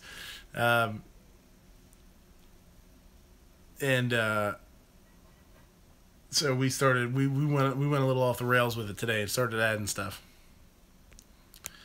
It's Gary says spice packet. Oh, that's a yeah, okay. Scott Puccini, every once in a while I go buy a box of Elio's pizza. Nothing wrong with that. Man, we have one. There's one that we get at the store that my wife really likes. It's pretty good. It's not Elio's. Shoot. And they're the same thing. Like, it's real, like, soft, like, bready, crust. Not really a crust, but when you take it and cook them up and you get the bottom nice and crispy, they're pretty good.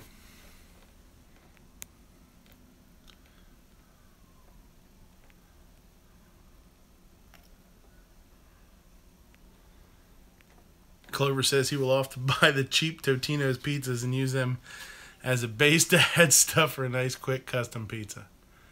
Yeah, they make some shells. Like, you can go to the store and buy like the pre-made shells and all that kind of stuff too. Yeah. Pizza chat tonight, huh? Wild Mike's Pizza. I've never heard of that. Travis says, check out the Wolf Pit channel on What Are We Eating. Fast food can be nasty sometimes. Oh, are you talking about like a negative, like, oh my God, look what's in our food kind of thing?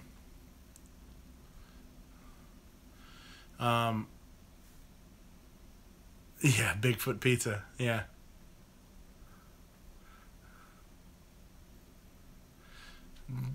What do you want on your tombstone? We were talking about Tombstone the movie. That's two different references to Tombstone, or two references to Tombstone, totally different things. That's kind of neat. Food to guns to food. Red slime. I think it was the pink slime, right? Isn't that what it was? But anyway, the food thing. Yeah, it's like when they do those undercover kind of.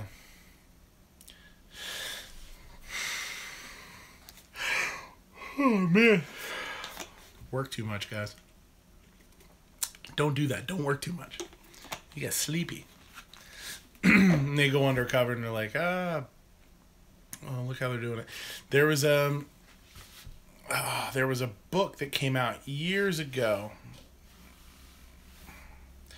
It was called The Jungle, I think. And the author was Upton Sinclair, I think. This is pretty off the top of my head, but it was a book that he wrote about the meat processing industry back in the early 1900s, maybe. Fine Ape, are you talking about, is that the book you're talking about, 1922? Is that when it came out? Early 19th century, probably. And it was basically just how unsanitary and how not just unsanitary, but the working conditions for the workers was so horrible. And yeah, he said he thinks so. 1922. It could be right. I don't know. It sounds right to me. And it really kind of blew open the industry a little bit and let people know how crazy it was. And like Travis P11 just said, it's so totally different now. It is. The food industry is pretty amazing. Grim 90, 4 10-hour days. That is an awesome schedule, Gary. 4 10-hour days. Travis P11 spent 5 summers working in a beef packing plant. I won't tell anybody. Yeah, it's. I mean, I see it on a daily basis. And I see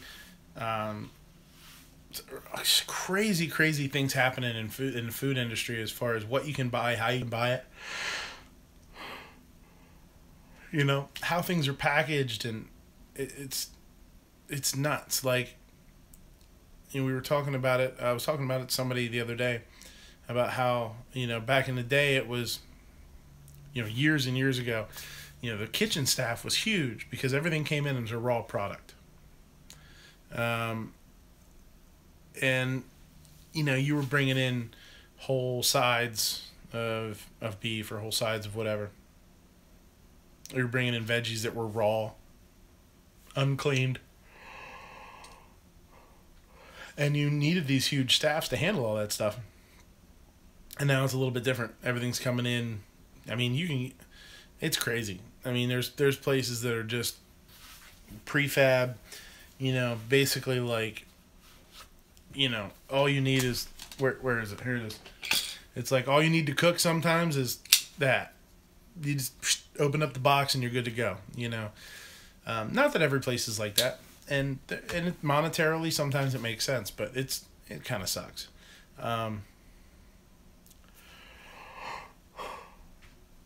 It's a bummer because labor costs are so high that try and cut the labor by, doing that. I understand it. Who's that? Scott. Scott just says, my brother buys his beef directly from the farm. It's amazing, so much better than store-bought. Yeah, we actually just started working with a farm 2 months ago or so that we're getting... damn, man. That we're getting it's a local American Wagyu beef. He also does pork. But the beef is great. So we've been getting in ground beef, but also whole New Yorks. Breaking down my own New York strips, and that's where I don't know if I did any raw pictures. With Patreon, I threw up a couple of pictures of the final dish for Patreon. But I should throw up there a couple of pictures of the raw steaks. Awesome.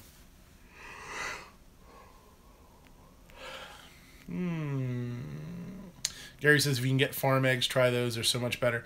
Yeah. Well, one of the things that people don't realize too is even if you get what you consider a really nice fresh egg, something to compare that to something that literally could be hours old is crazy. The yolk gets, basically, the older it gets, the more it breaks down, obviously. So your yolk is, yeah, Travis P11, I'll see you, bye. See you, buddy. I'm getting sleepy too. I might not last too much longer. I hear that a lot. But the everything softens up a little bit.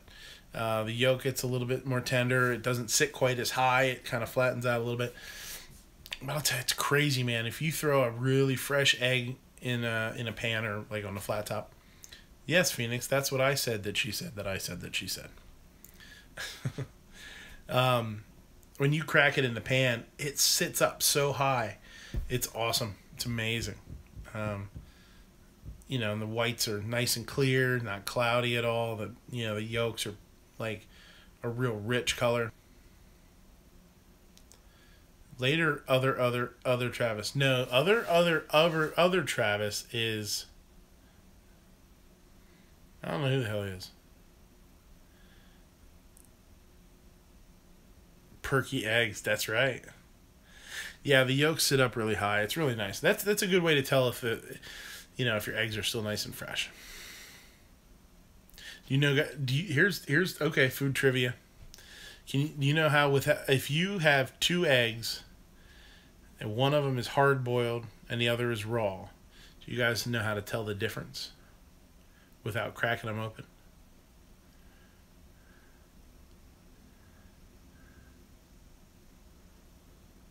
You were demoting P11. Travis P10. I started calling P10. There's your food trivia of the day. How do you tell whether, if you have one hard-cooked egg and one raw egg? How do you... Yeah, Gary knows. You spin them.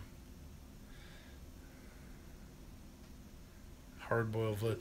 No, you spin them. A hard-boiled will spin really fast. A raw egg will not.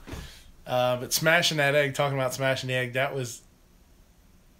they don't necessarily float, no. An egg will float if it has a large air pocket in it. Shake them. We used to... oh, man, things in the kitchen. The things you do in the kitchen. One of the things we used to do in the kitchen to each other when, things got a little crazy is you'd run up beside somebody, you'd drop an egg, and then their chef jacket has pockets. Usually has a front pocket. They have the pockets on the sides, that kind of thing. But usually it has a breast pocket too, just like a button-down shirt has a pocket there.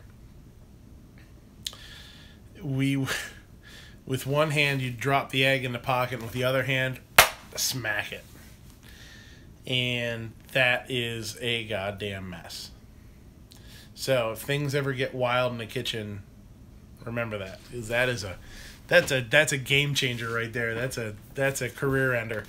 Oh, that's a mess, man. I'll tell you what, when that soaks through into your skin, oh.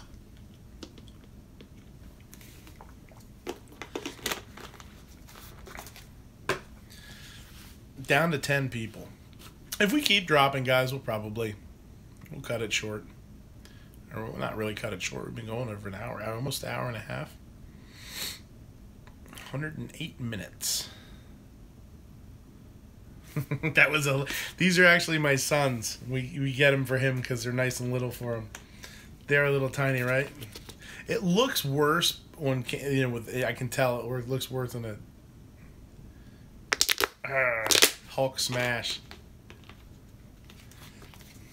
Clover says no, stay live.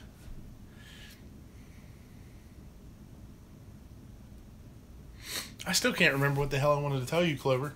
That's driving me nuts, man. Hashtag desk pop. I can't desk pop in my dining room. Are you nuts? Newhart was a good show, says Travis. Great. Newhart was a good show. Larry, Daryl, and Daryl. Good characters. Bottle pop. There you go. Okay, Gary Decker has a Gary Decker has a semi-serious question. Sorry, Gary. I know chefs have to wear hairnets or of some sort while cooking. But if you have a beard, you have to wear a net over it. Yes, I do. Yes. Basement pop. Open with a bang. You guys, I'll tell you what. Oh, no, that's my hat. No, my other brother-in-law did the Bourbon Trail. I could not go because I work too goddamn much. But yeah, he went down a couple years ago and brought me a hat back. Hairnets. Legally speaking, I think if you have hair over 1/8 of an inch long, you're supposed to wear a beard net or, a hairnet or a hat of some sort.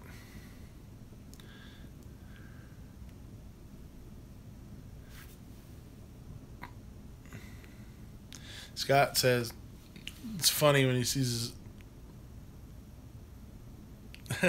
his buddy who's a chef at his restaurant walk out from the kitchen, pour himself a beer, and then walk back into the kitchen. Uh-oh. Clover's hunting wascally wabbits. Well, not wabbits, cats. Need a fishing net for your beard. Yeah, I hate it. I hate wearing it. Even if I didn't have like a goatee and stuff like that, like I hate to shave. So I would end up having to wear one anyway. Phoenix says, better a cat than some snack. It's my snack. You know, you sound like that chick from Game of Thrones. My snack, Jon Snow. Scottish accent. Ugh. Rough. Like a mouthful of marbles. Let's see, what did I miss here? Basement pop? We already said no to that. Phoenix says Clovertack almost had the desk poop when those bushes started moving. There's critters.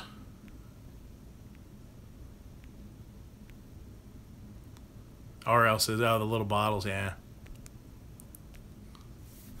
Well, it's nice. We actually, my wife likes the full-size bottles. And we get the little ones for my son, so we actually take the little sport tops off of them and put them on his, so he can, you know, just pop them shut and you're good to go. It's nice. Yesterday's pomade PA. What does that say? What is that for?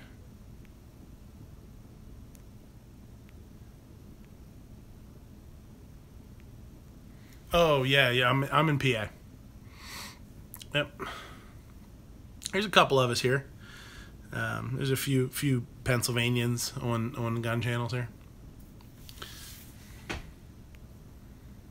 And we were talking about it earlier. Hopefully I'll make it to the Capitol next week. I do believe I will be able to. I don't know if anybody was able to take control, you know, as point man, as Matt has been calling it, the point man.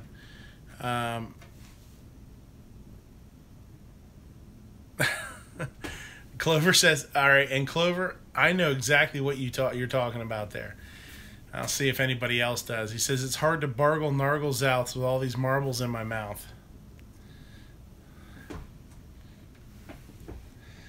See if anybody knows that. There you go, Pants Weird Al. Hashtag Weird Al. I love Weird Al. He's a talented guy, man. Everybody thinks he's I'll tell you, I've never seen him live, but I've never actually seen him live, but I've seen videos. I've watched videos of his shows. He puts a ton of energy in. He changes costumes like for every song or something. You know, every song. It's really, really pretty cool. It's awesome to see somebody, you know, put their you know, as much effort into it as he does. He obviously loves it, you know. There's a couple of oddball Weird Al songs that are really cool too. There's a song called Melanie. I don't know if anybody remembers Melanie. It's all about how he is in love with this girl, and then you find out there's a lyric that you find out like, you know, I never would have met you if I hadn't bought this telescope, and he's just creeping on her. Basically, that's pretty cool. And then there's another one. That's a good one. It's called Melanie. Melanie, why won't you go out with me? And then there's another one. It's The Night Santa Went Crazy.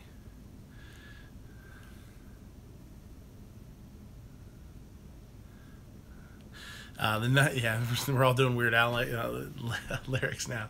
The Night Santa Went Crazy is about, and I brought this up in a chat one time. No, I brought it up on Clover. Clover, your chat where you guys were talking about music, when you had your music chat.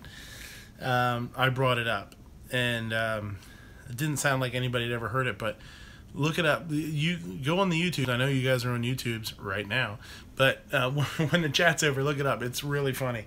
It's about Santa finally snaps, guns down all his elves. He blows up like reindeer. It's crazy.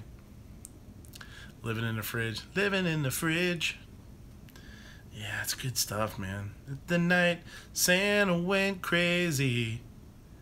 The night Saint Nick went insane. I think that's how it goes.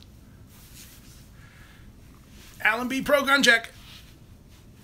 What do you want? Gun check? What do you want me to do? Run to the safe quick? I don't have anything in reaching distance here.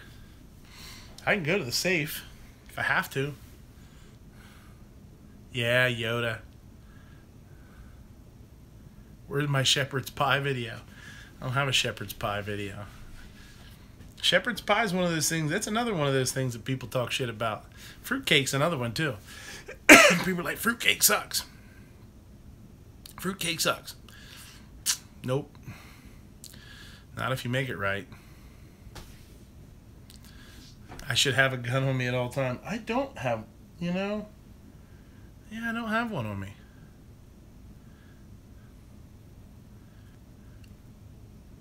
I can get to one pretty quick if something happens.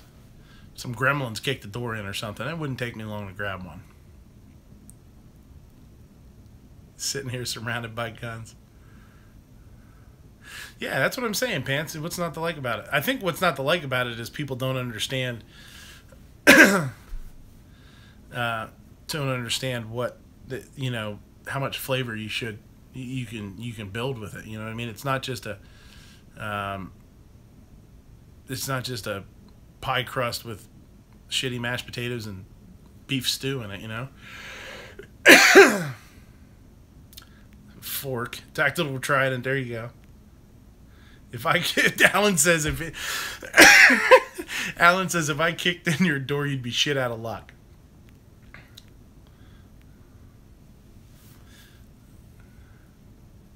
Alan, if you kicked in my door, you'd probably be too busy filming yourself to realize what the hell was going on. Making your video. There's my video about kicking in Midnight Range's door.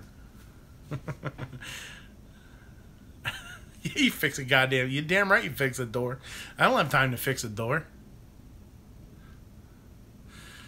Kicking the door, be like, alright, I'll get right to that fixing that door, thanks. RL's in his gun room. It would be the worst time in a burglar's life to kick in the door right now.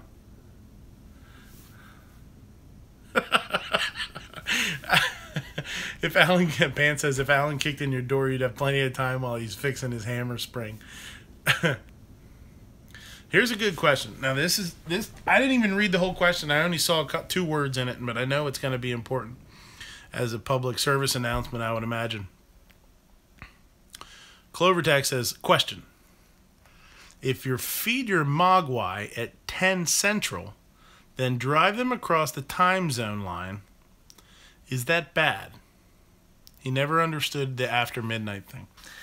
Yeah, I know. You know what? Boy. Man, that's a tough one. That's a tough one. Because, time zones are intangible. You know, maybe it's built, maybe it's more about an internal clock for them. So if you fed them at 10 o'clock Central Time and you drove, their internal clock would still say it was 10:30, 11. I think that's what it is. Here's actually a decent food question. Travis is great. Says, why mint with lamb? I don't get it. Just the thought. Yuck. I'm not 100% sure, you know, traditionally where it came from. I mean, other than it is kind of a traditional thing. Yeah, mint jelly. It probably has something to do with lamb before it was so domesticated. When you start talking about mutton and stuff, that's pretty gamey. Not in a bad way, because I love that. I mean, we've talked about that before. Like, the gamier, the better. But, so I think it probably just carried on with it. Now, I don't use mint jelly when we do lamb. But I will do, sometimes I'll do a sauce with Like if I do a lamb demi or like a lamb sauce, reduced sauce, sometimes I'll put a little fresh mint in it, which sounds weird, but it's actually pretty awesome. Or I'll garnish with a chiffonade of fresh mint, like a chopped fresh mint. And that way, it's like a natural mint. It's not making it sweet. It's just giving you this like pop of crazy flavor. It's really neat. Follow-up question, Clover Tack. Follow-up question. The instructions say, do not feed them after midnight. But at what time in the morning can you safely feed them? Well, you can't. You have to. You can't swim for 45 minutes till after you eat, or you get cramps. How about, I don't know. I would say you should definitely wait a solid 4 hours. Solid 4 hours. Yeah. Because that way, you feed your little mogwai some snacks, some snacky s'mores, or whatever mogwais eat nowadays. Whatever their favorite little chow is. Lizards at your place, probably. Gives them a chance to eat a snack, take a nap, get up, blow a deuce. 4 hours. 4 hours. Yep. Gary says sunrise. That's a good thought, too.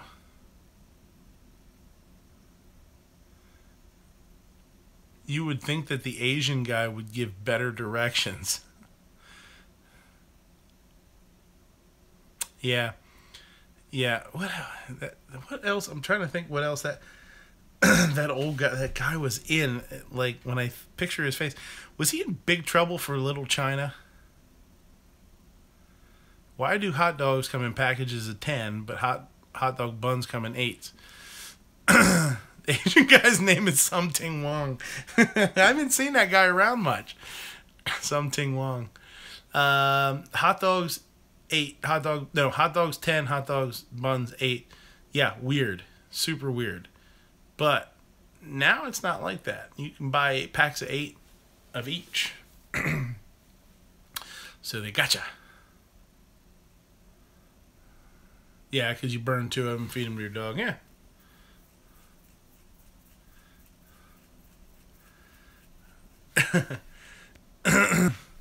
Clover Tax says, I mean, it's like, here is the cute little thing that will turn into a demon if you do these things wrong, but I will explain these things you should not do. To explain these things you should not do as vague as possible. Yeah.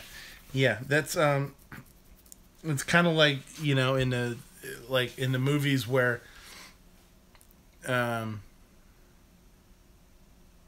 they got to defuse a bomb or something, and it says cut the green wire.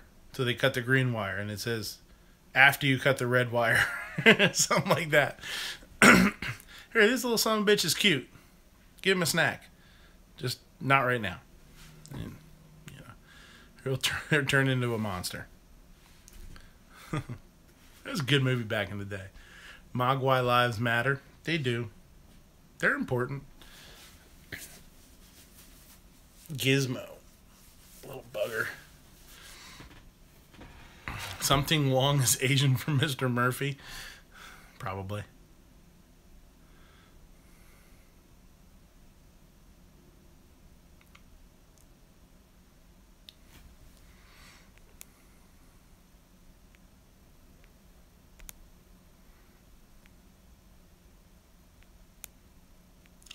Pants says Hebrew nationals hot dogs used to come in packs of 7. Is that really? That's weird, man. What the hell would you? That makes no sense at all. I like Gremlins 2 where Gizmo goes Rambo. Oh my god, I forgot about that. That is pretty awesome. That's pretty awesome. Gremlins was pretty scary when I was a kid. I don't even know when that came out. It's early 80s probably, mid 80s. I think it's probably not early 80s, probably mid 80s. And came the Furbies knockoffs. Gizmo goes Rambo. That was awesome. Had little bandoliers on them and everything.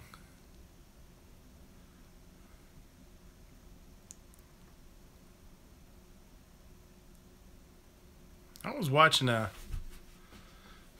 video the other day of Stallone. He's pretty pro-gun. So is Kurt Russell. Kurt Russell is crazy pro-gun. I shouldn't say crazy pro-gun. He's very pro-gun. Somebody has used my words against me. He said he's crazy. Very pro-gun.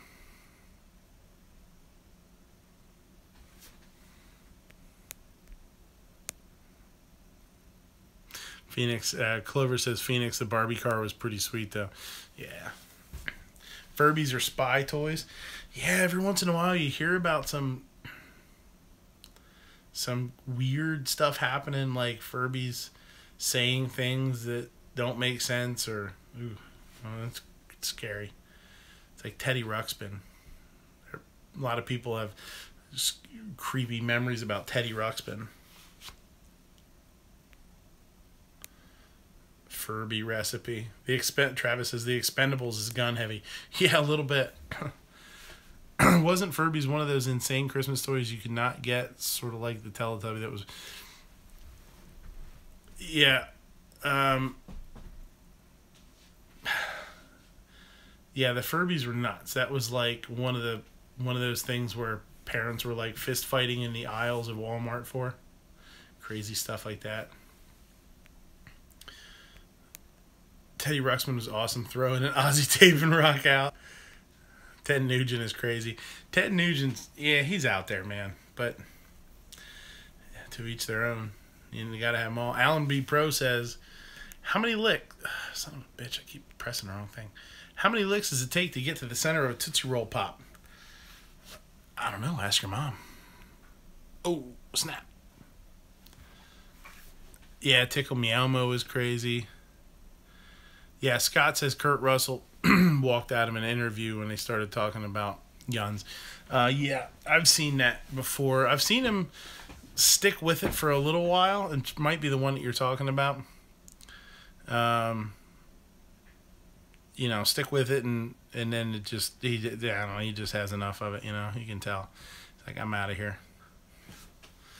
Tom Selleck, too. Tom Selleck's a big gun guy.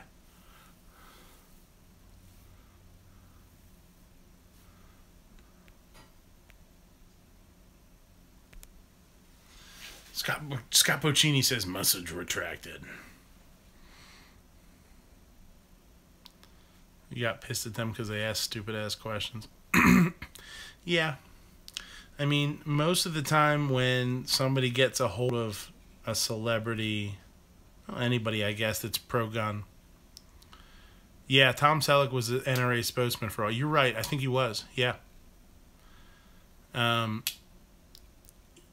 I think they have their generic sort of questions, and I don't think I think a lot of times they're not, you know, the questions they ask are meant to be a little vague so that you can catch people saying like, well, you know, and being wishy-washy.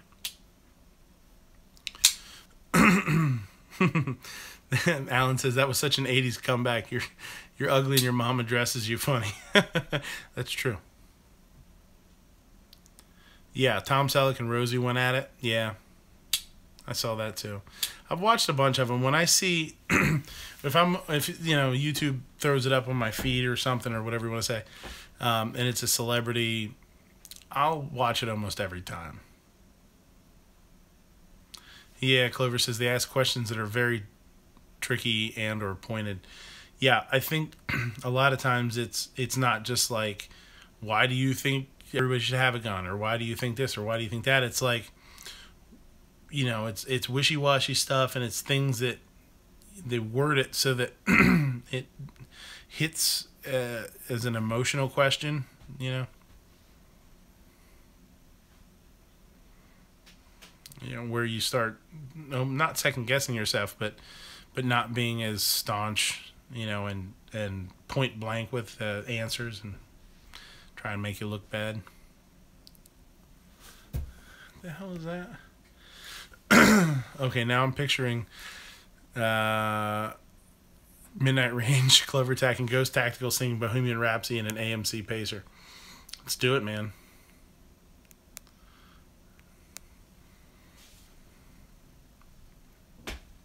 I love karaoke. That's fun stuff.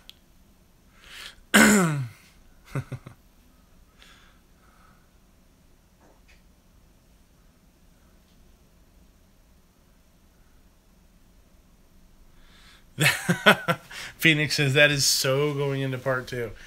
I'm a pretty big dude to be cramming inside a Pacer, but I mean, hey, I guess you know what? You put Ghost and Clover in the front, and you know, you give me some firepower in the back. I kick open that back hatch and start laying into people. I'll do it. Put a 50 in the back for me or something.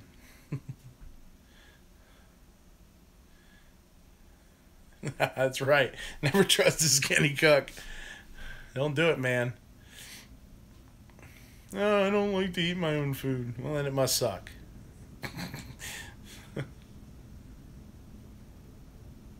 Okay, it's a small 50. Be like, so you just got to high tower it. Yeah, Gun Channels. Travis says a Gun Channels comic. That stuff would be hilarious. That was one of the things when Matt was doing story time real hardcore with Rock Humpers, and then I did mine. Yeah, nice. Yeah, high tower. You got a high tower. Rip the seats out. I'll rip this back seat out, sit in the back backwards. There you go. What the hell was I talking about? The Gun Channels comic. Yeah, that would be pretty cool. I think, you know, one of the things is, you know, to find somebody that would be willing to do it and not really charge for it. Yankee does that. Yankee's like an artist. I always thought he would do it, but he's never really into this. He doesn't really seem to be into story time. Yeah, Alan, the story, he says, Alan said, did the story start with Rock Humper stories? Yeah, they did. That was, as far as I know, it was kind of out of nowhere. Like, Rock just started writing this goofy shit up and sent it in, and Matt was like, oh, I got this, you know, Rock Humper sent me this story. You guys want me to read it? Or I was thinking about reading it. And man, it was so good. Like, it was just great. And then Rock was done with his, and then I wrote mine. And then when I did mine, like one or a couple other people, Ape did one. Caleb did one. There was a couple other people, and then now there's one or two that are going. Yeah, when I did mine, yeah, Ghost wasn't around. Ellis wasn't around to mine either. It was, who did I have? I had Hemi. Man, I had a lot of people in mine. I don't think I had Clover in. Clover, I don't think you weren't in mine. That was before I started watching your channel. I mean, I knew. Uh-oh. Another Travis? Where? Who is it? Oh, yeah, Double T. Yeah, the party. We were waiting. We were waiting for you. We were just kind of sitting here bullshitting a little bit, and we thought, man, this kind of sucks. We need another Travis. Man, if P11 wouldn't have left, we'd have had fucking truckloads of us.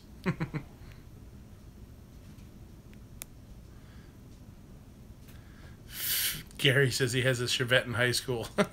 Had a Chevette in high school, feel your pain.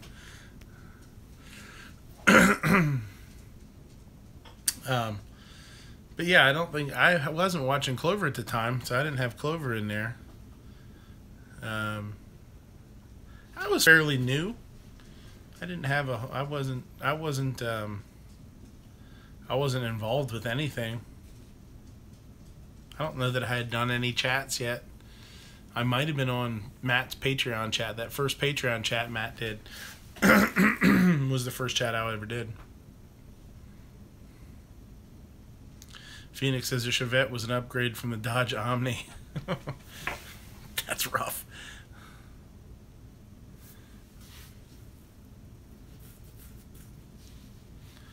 What time it be? It be, oh my God, it's almost 1 o'clock my time. This is brutal. You people are horrible.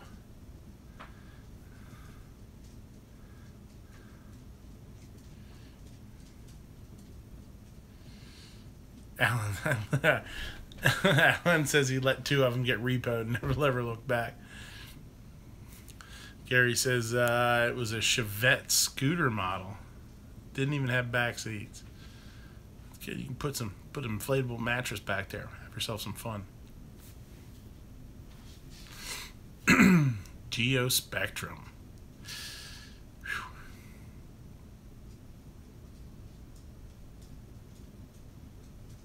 Yeah. Yeah, AP did yours, I did mine. I was really proud of mine. I thought it was funny. Although, and I waited forever. What I originally wanted to do was have Matt edit his readings of mine and just edit them together. Like, read, part 1, fade into part 2. Just really, really simple. And yeah, I think he was busy and just didn't, it wasn't important to him. Which, whatever.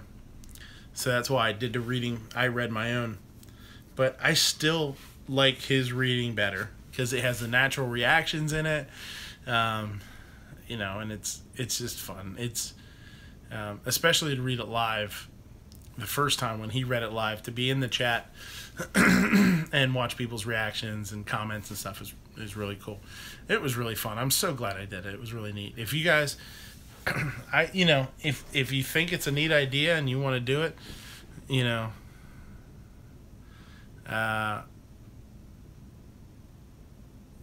start writing one, man. I'm not, I got a lot of respect for Matt, and I would never want to step on his toes.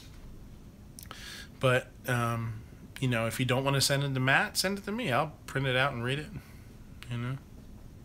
Story time is fun. That was good. I'll tell you what, man, that got him a lot of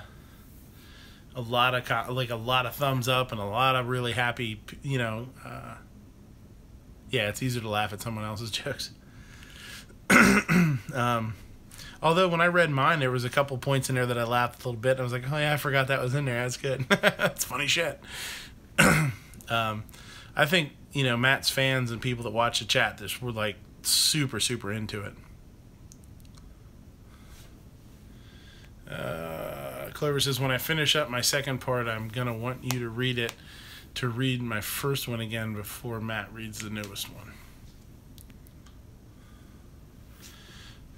Oh, Fine Ape says he pulled the audio and stitched them together. That's awesome. Yeah. Yeah, get that to me. That'd be awesome to have. I love it. Because his reading of it was good.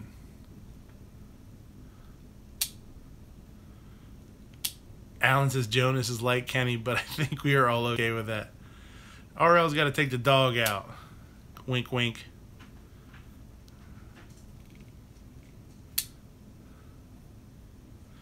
Yeah, he, Jonas gives me shit. Night Strike gives me shit about putting him in that story time. He's like, you made me the villain, you made me the bad guy, and I'm like, you were the best. You were awesome.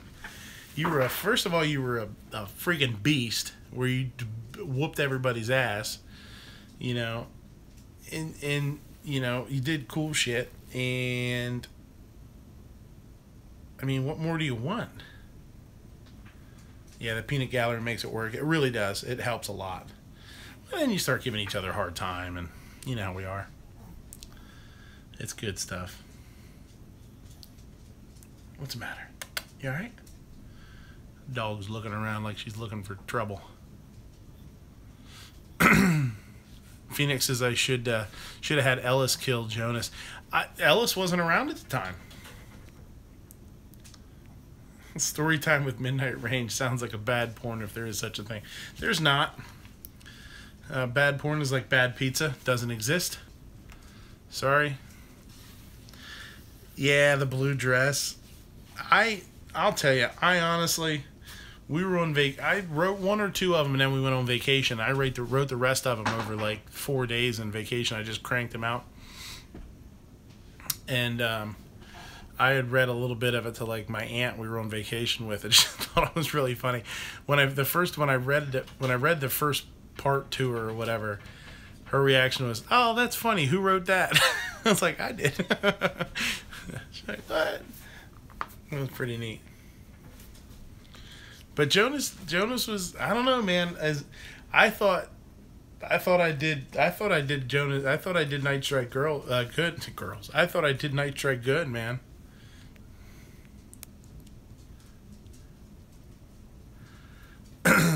Not true. Phoenix says, not true. I was watching and kept waiting for the girls, and the girls never came. Sounds like every girl you've ever dated, huh? Girls never came. Oh, but that was a good one. Write that one. Put that in the record books for you. That's a good one. Alan says he's not a writer, but he has a good concept. Throw it out there, man. Like, give it to somebody that's willing to do it. There's nothing wrong with that. I mean, sometimes that's what I found. Like, I thought when I started thinking about doing it, I was really nervous because I was like, man, I'm gonna write this and it's gonna suck, and everybody's just gonna go, yeah, wonderful.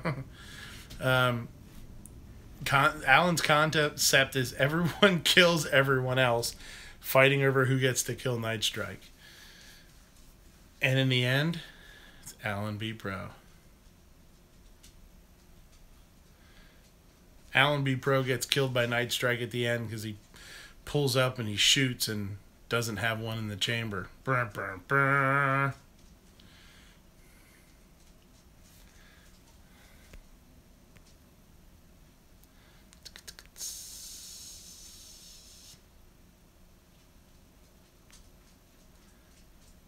Fine Ape says I got him mad. Fine Ape says you got Jonas mad at me because Matt added the blue dress to my story. I didn't do that. I didn't start the blue dress. I did have it in my story. The rippling blue dress. Just the delicate blue fabric peeking out from underneath the AC's drying hide. Phoenix is Alan B. Pro, like, oops, god damn, I keep doing that. I couldn't sleep and wrote my part 1 at 4 a.m. one night. I wrote mine in chunks, bits and pieces. A little bit here, a little bit there for the first couple. And then I wrote a lot of the other ones, the last 2/3 of them, I just sat and, my son was taking a nap after being at the beach. I had like 2 hours. Crank one out, Crank one out. Shouldn't say that. That sounds horrible. Write one.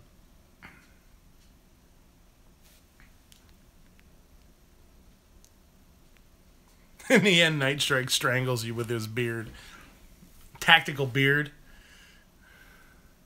Chokes you out.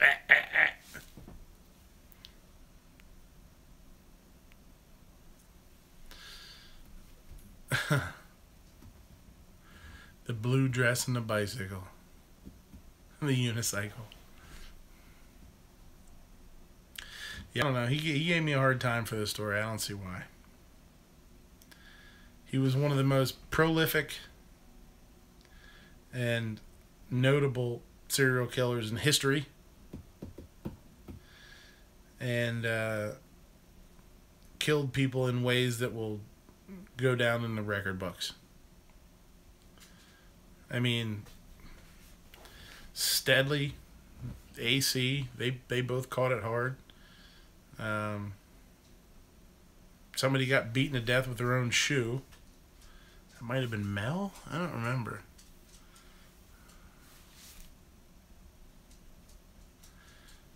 Night Strike takes a beating and keeps coming back. Night Strike got pissed when Fine Ape wrote he rides a bicycle. Alan says, did I get new sights for my Glock pancake turner? No. And I'll tell you, The grip angle's weird, man.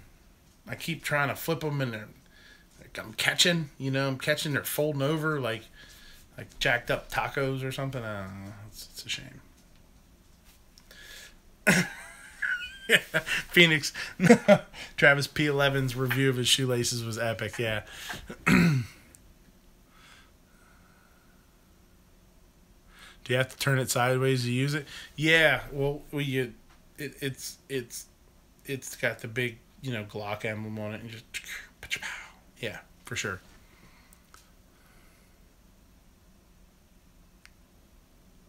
The rectal. That's definitely a mispronunciation there. Fine Ape says the recital revolver carry, the rectal. Yeah, Caleb was carrying his 44 Magnum anally. Yeah. Ah, Christ, RL's back. Can't get rid of this guy.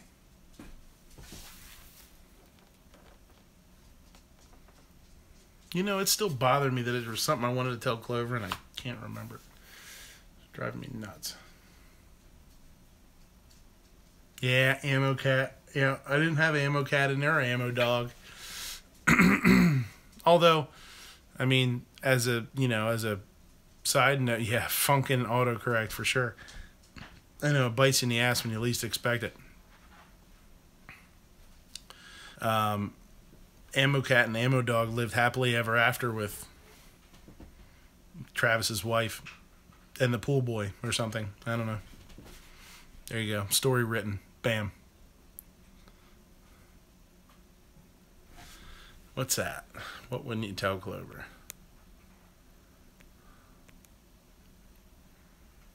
I don't know what you're talking about.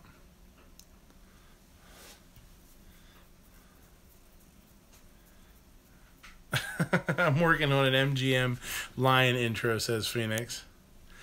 With my cat using her stage name 9mm.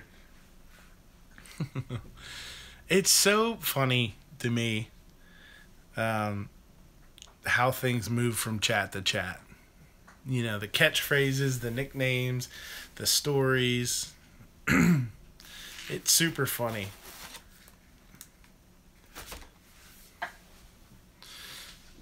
Don't mention cat or anything with cat in it around Night Strike. Travis is great, says, yeah, he's getting all they're getting him on about the cat thing. He's getting all wound up about that now.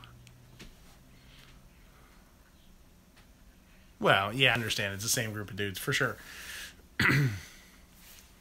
It's just kind of funny, like the 9mm thing was quite a while ago. And you forget about it a little. You don't forget about it, you hear it or whatever. But then you start thinking about how long ago it started. It's kind of funny.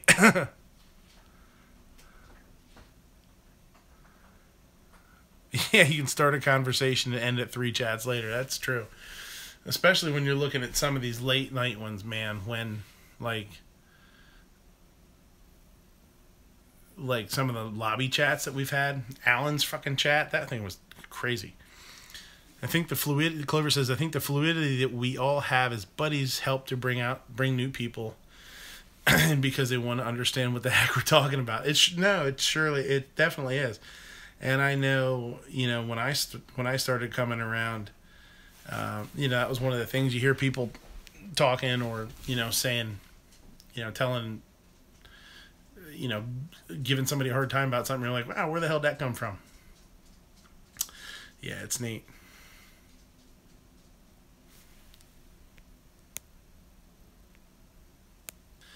Ooh, Alan says we should just call him Pussy. That's rough. Them's hurt words. Oh, yeah, it's a mess. It's like a soap opera. As Alan said, it's like a soap opera. It's pretty crazy sometimes. Phoenix is no shit. It's all about massive amounts of inside jokes and trying to figure them out is what got you hooked. Yeah.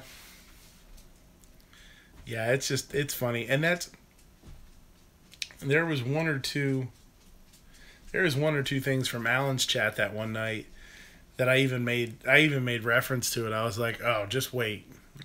Give it another week. You're going to be hearing that on so-and-so's. Yeah. Who the fuck is Jonas, Alan says. Phew.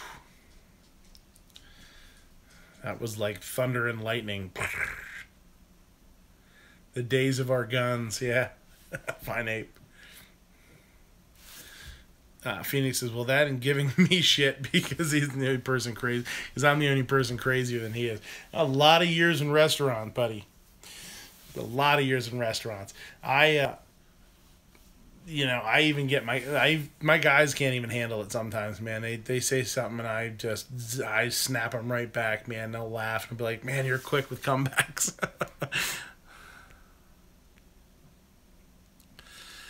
When Gary says when he first came to gun channels, he thought it would just be, fun gun discussions. He had no idea there would be people here as silly as he is. Yeah, man, it's just a great escape, It's it's light, it's stress relief, really. Travis 8 is says he's been following Matt for years since the blog TV days.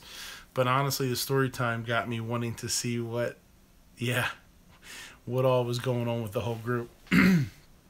That's what I was saying, man. Rock Humper's story was like the beginning of some crazy shit,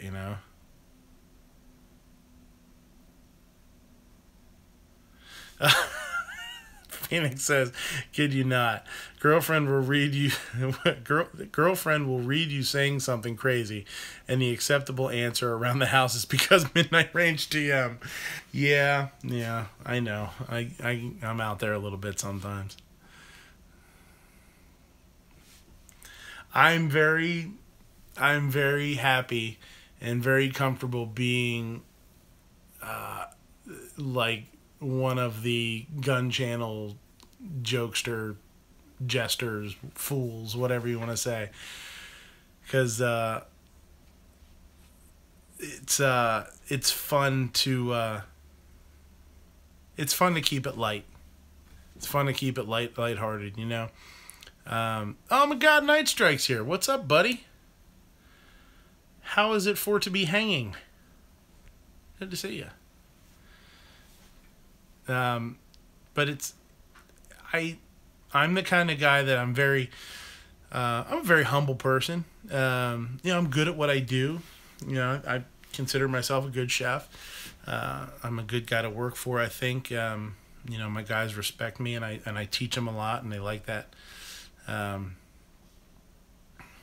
But I am nowhere above having somebody give me a hard time, Night Strike lifting a sign that says Midnight TM sucks. I believe it. At the PSA ruins. So I like to give it out. I really do. And I think, there's a lot of people have, life is not easy. It's tough. You're struggling to pay make ends meet, and you're working too much, and family or friends or whatever is going on. And I think it's really important to keep humor around. There's Smeggy. What's going on, Smegs? Smeggy, you gotta give me some input. Alan says all this foo-foo talk. Where's the violin music? I can't play the violin. I could play. I can get my son's little drum kit. Start banging on the drums. Make ends meet. That's right. We're on the food chat. Meet. Anyways, you told me you wanted pork. When the hell did you tell me you wanted pork? I'll do a bitchin' pork belly. I'll do something with pork belly. How about that?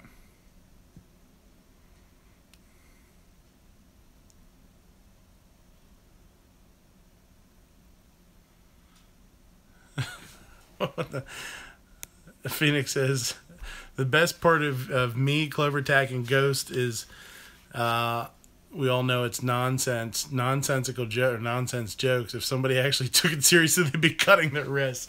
Yeah, it'd be pretty horrible. And that's you know, and that's kind of the fun, is that, you know, it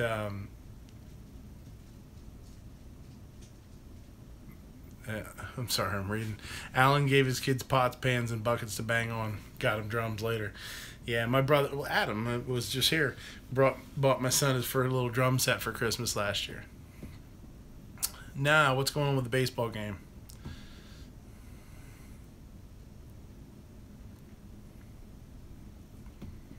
Baseball? Who is this baseball?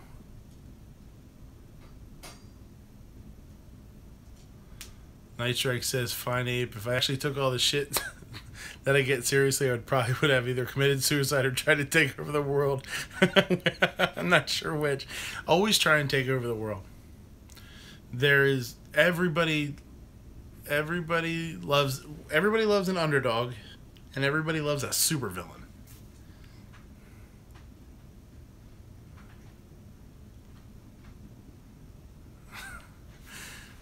Have you seen my baseball? He was spoiled. He had the Muppet animal. Oh, the animal. Nice. Phoenix, you know, it's like, go fuck yourself, Phoenix. And I'm sitting here thinking, if I could do that, I wouldn't need a woman. You wouldn't leave the house, right? You'd be on friggin' YouTube and gun channels even more than you are. Christ, we're going on 2 hours. It's crazy. Smeggy says he likes hockey. He likes hockey better, but Wings don't play till Tuesday. Wings. Smeggy's starting a food chat. He's talking about wings. I love wings. Hey, John Z's here. Yo, yo, yo, what's up? John Z wants a quick recap. You know what, man? It's kind of a blur. I don't know. I had a guest host for a while. That was new. Guest host for a little while. And, we did some food talkings. We did some gun talkings for a while. We talked about shotguns. We talked about, I don't know. I don't even know what else we talked about.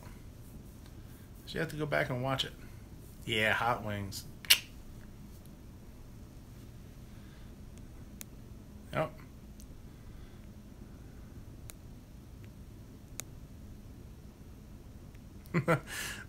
Gary said in the beginning there was a big bang and then the dinosaurs came. You ever watch Ren and Stimpy back in the day? There was a Ren and Stimpy where they went back in the time machine and they found out how the dinosaurs became extinct. And you know, the dinosaurs were like, you know, like a Stimpy face. It was like a Stimpysaurus, and you know, like Ren, they had like pterodactyls that had like Ren's face or something, or little lizards crawling around.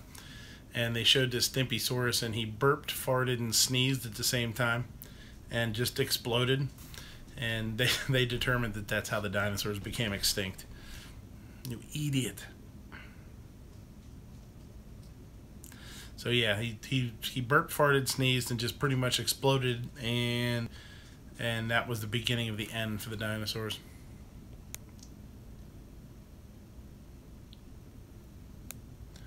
Gremlins talk. That's right, we did. We had Gremlins talk. We talked about some holsters. We talked about pistols, handguns. We talked about 40 and 9mm. We did a lot. We talked a lot.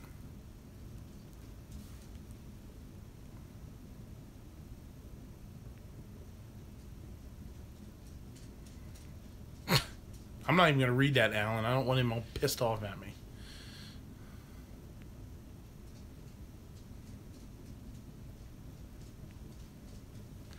It's log. It's log, it's log, it's big, it's heavy, it's wood. It's log, it's better than bad, it's good. Everyone needs a log. Everyone wants a log. That's it. Oh my god, I can't believe I just remembered it. Clover Tack. Are you still here, Clover? God, Smeggy, you did it. You reminded me of something I was trying to remember for 2 hours. Phoenix says better to be pissed off than pissed on. I guess that depends on who's doing the pissing. Right? Okay, Clover. Okay. Yes, Smeggy, you do rock. You know what, man? You're awesome. Clover, we were talking about the other day, you and Ghost were talking about songs. And being able to play a song on your channel or not being able to play a song because of copyright and all that stuff. I thought it would be a really good segment, maybe, if you guys did some research, because I'm lazy. I'm not doing no research. Not on this stuff, anyway. That's what I got you guys for. Do a little research and figure out what's okay and what's not okay to play on your show as far as music. Because you talked about if it's copyright, if you actually play the song or whatever, it's a copyright infringement. But if it's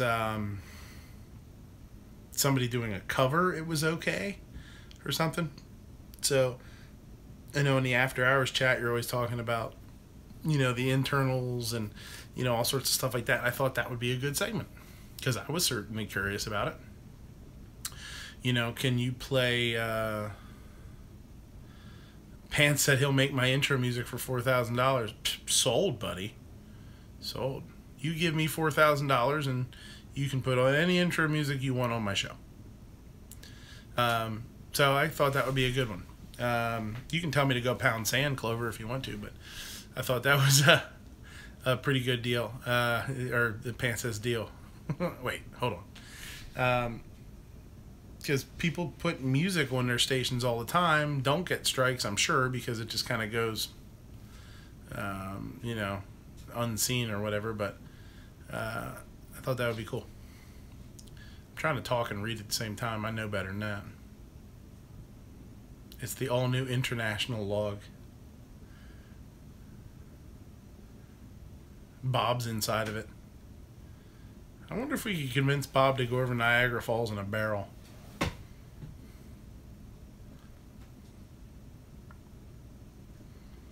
Yeah, we had all sorts of, John, we had all sorts of cool people show up here too. G-Webs even stopped in. That's the first time I had G-Webs stop into a chat. That was awesome. Clover says, yeah, we will talk about that. Covers are not technically okay because the person... Son of a bitch. Because the person doing the cover does not have explicit rights to the song.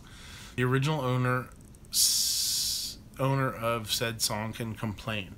Is that how it is? Somebody has to call them out on it? So if you play a song or whatever and the owner, quote unquote, the owner of that song doesn't catch it, then you get away with it?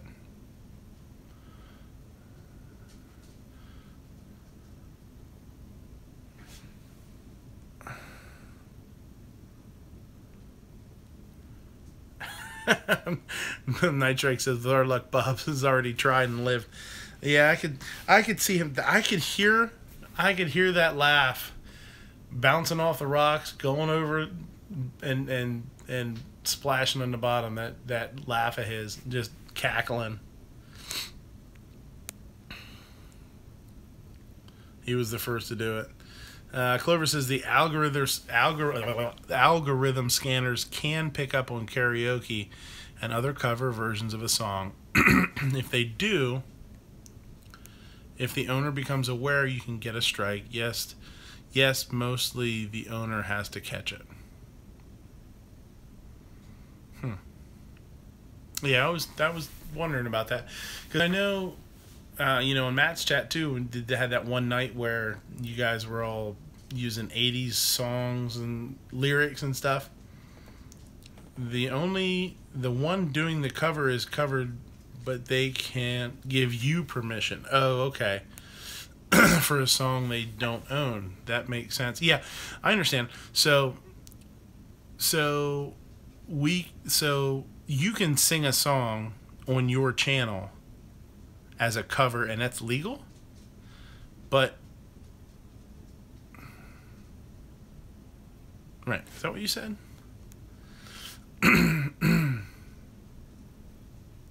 Right, okay. Yeah, okay. I don't know, I just thought that would be kind of cool for you guys to go into.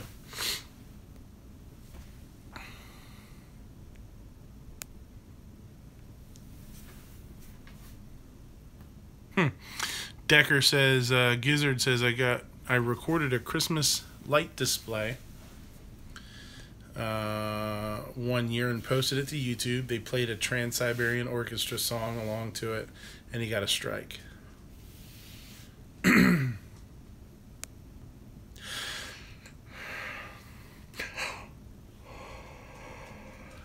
So you can do a cover, but you can't let anybody else do your cover. Hey, you stay in there. Go to sleep. I'm talking to a dog, not my kid, by the way. Hey, go lay down. I think she's looking for a snack. Alan says, in YouTube guidelines, you cannot use any copy, even a karaoke. Huh. I mean, I get it. You know,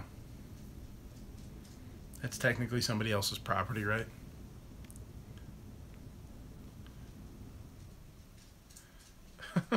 Phoenix says, we know it wasn't your wife, you didn't get slapped.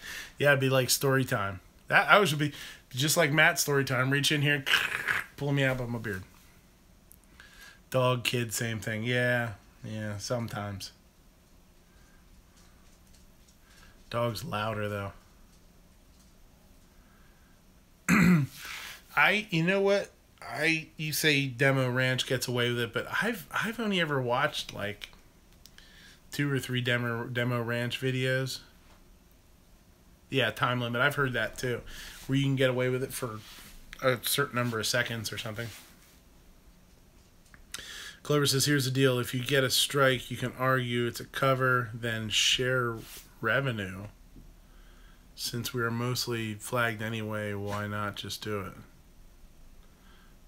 Yeah. As long as it doesn't... Yeah, I guess you're saying as long as it doesn't pile up and get your shit shut down. Huh.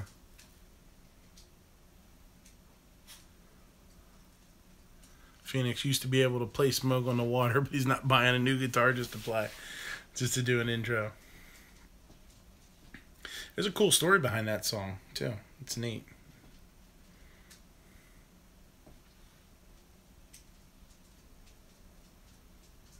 Yeah, I don't expect you to go over it now. You did more than I would have thought you would have done. It's a lot to type.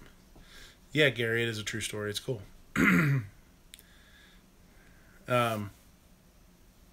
Yeah, so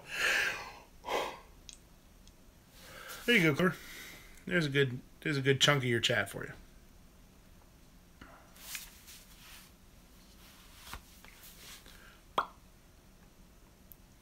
I can't believe there's still 13 of you guys in here. This is great.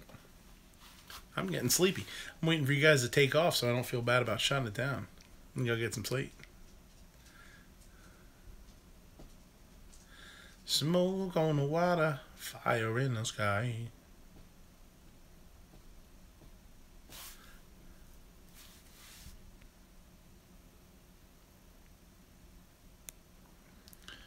Gary said they resolved his by putting a copyright notice on it. I had to agree to it. Then they took the strike away. So is that why if you go into the description of videos, it has like a little disclaimer there? It says, I'm not the original copywriter, of this music or whatever. And that's how you get away with it.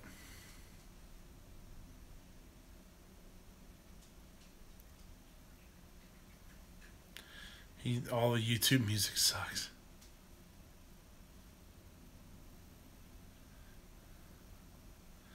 Clovertack says there you go, there's something for you guys to click. Parody, and I share revenue with this song owners.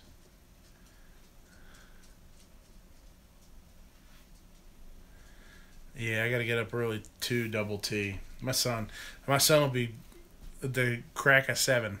He'll be up. I was up this morning, or I was up at 6 this morning. He'll be up, come down, make some pancakes.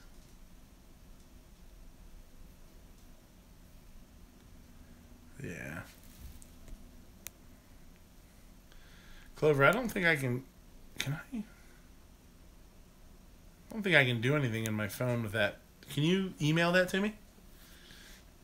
If you get a second.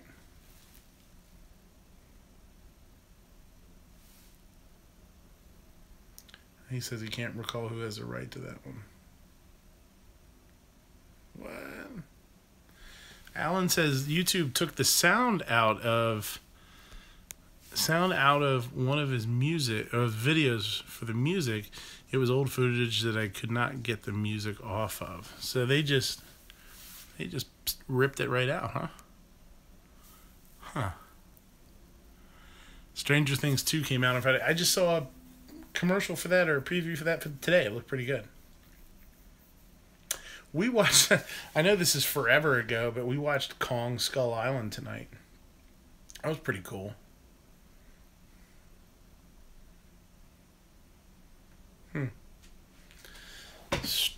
Alan says he stripped it and gave him a warning.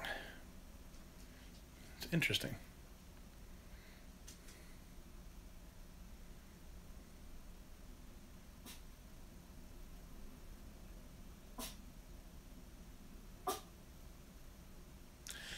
Yeah, Gary says that it was obvious that he wasn't intending for the music to be there. Basically, it was just recorded as he was doing the lights, and so they cut him some slack. Thanks, Clover. I saw that email you just sent. Thank you. Yeah, that's hard. You think about that so much. Like when you think about how many times you record. Maybe kids people at a like you go to a concert or something.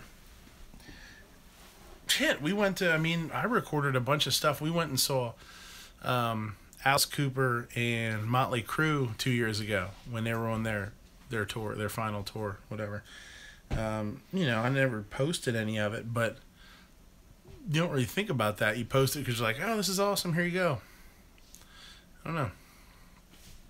I don't want no strikes. I'm going to deal with that shit. John says it's not a strike if you're playing 10 seconds or less. Yeah, I believe there is a time limit. That's what it sounds like. I don't know. That's why I brought it up to Clover, because he's the kind of dude that gets really interested in finding this stuff out. So he's the guy to go to. What are you barking at me for? You want a snack, I bet, huh?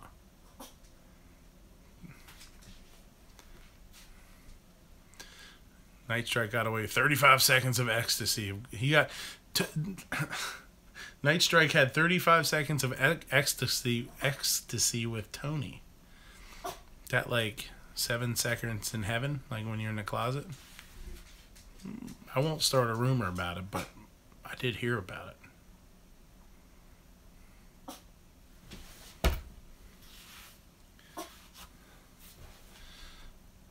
Puppy chat, yeah. I know. Can you guys hear over there going? Boof, boof, boof. Oh, yeah, I know. I hear you. Go lay down. Go lay down. Every time I look at her and say something to her, she just gets more wound up. It's very counterproductive. Fine Ape says, puppy dog, hot dog, cheeseburger, french fries. That's right. I don't have anything to throw over there to her right now.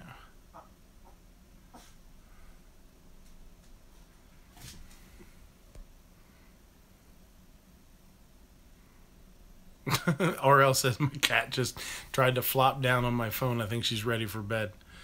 You and me too. Me too, buddy. Yeah. Phoenix says the pupper says I'm not paying enough attention to her. Yeah, she's in the kitchen with the gate closed. She normally would be crashed out, but I'm down here yakking, so probably keeping her up. She's probably ready to go to bed. She's pissed off at me. RL says, take the dog out. She's scaring my chat cat. Chat cat. Gary Decker says baseball.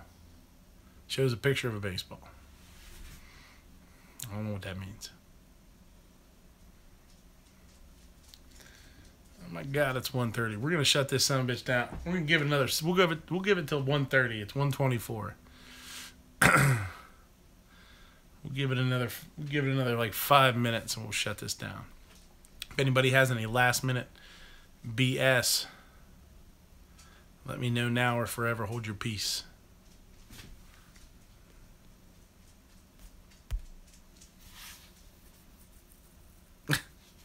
Yeah, the big difference there between here kitty kitty and her kitty kitty. Ape. Yeah. Yeah, it's a long game, huh? Speak now or forever hold your pizza. That's right. that should be the closing statement. Speak now or forever hold your pizza. We talked Walking Dead today too. John was asking what did you miss? We did talk a little bit about The Walking Dead.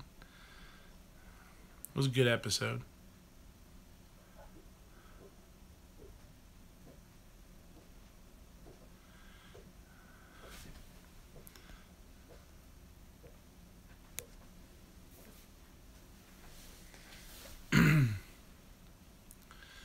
Phoenix says he picked it up from the dogs next door. It's funny as hell.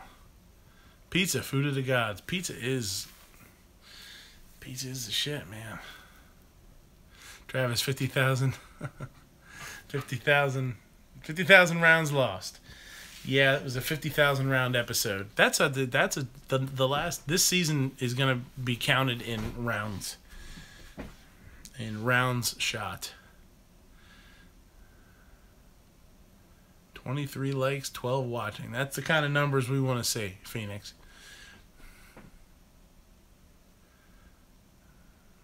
Yeah, the turnout was pretty good. I was a little bit worried that the Talking Dead was going to hurt a little bit. No, Alan. Nobody. You know, there's a couple people in some predicaments. I'm not gonna ruin it for anybody. It is a little bit tough to not talk about it, seeing that I went from watching it and then half an hour later we opened up, so it's naturally like something you want to talk about. But no, I don't think anybody. Nothing I want to throw out there in case I don't want to spoil anything, you know.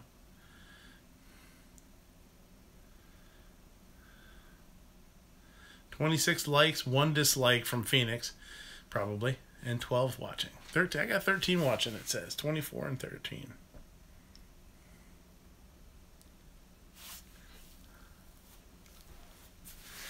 You got 3 minutes. T-minus 3 minutes.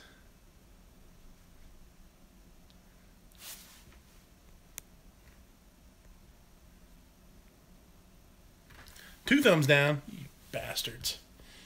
What are you doing?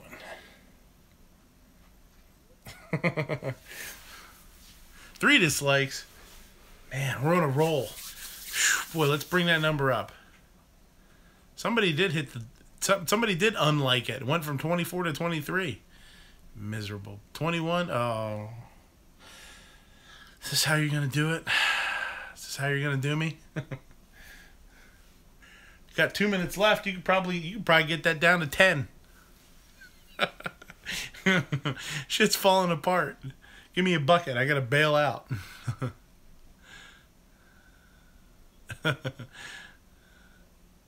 Hashtag everybody. Yeah, that's the next campaign. As soon as we're done with hashtag 2A Rally 2017, we'll go to dislike Midnight entirely 2017, and then we'll go into G-Webs' Second Amendment.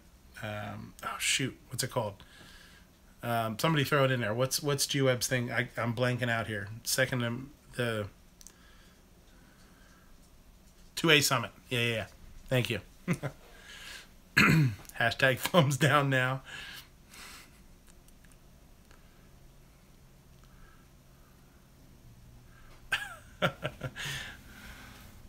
Getting so much hatred. I can't handle it. I was feeling all warm and fuzzy because I had a lot of likes, and you guys were talking a lot tonight, and it's all for nothing. It's all gone. Wish I had 4 thumbs. I'd get them titties 4 thumbs down. You had sex with my mama.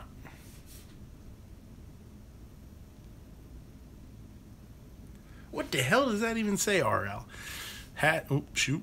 Hashtag living room pop to get likes back.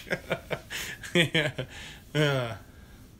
Maybe next time I'll bring out some gun porn next time. I'll bring out something fun to look at.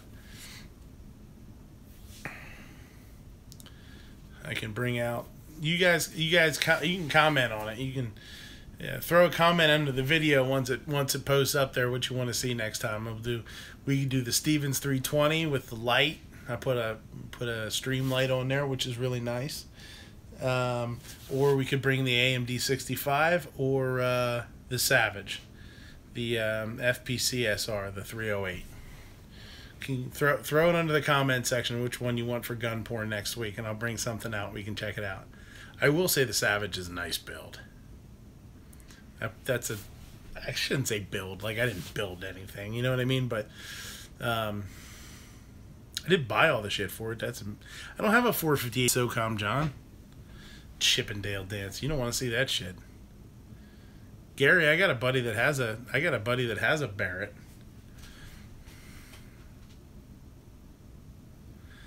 I actually was talking to him the other day. I'm hoping that I'll see him at the Capitol next week. He's got that thing's a cannon, man. I'll tell you what. It's got a really nice Night Force scope on the top. It's a nice piece. A truffle shuffle. Oh man, it's 131. Look at that. I know the tactical muffin top, man.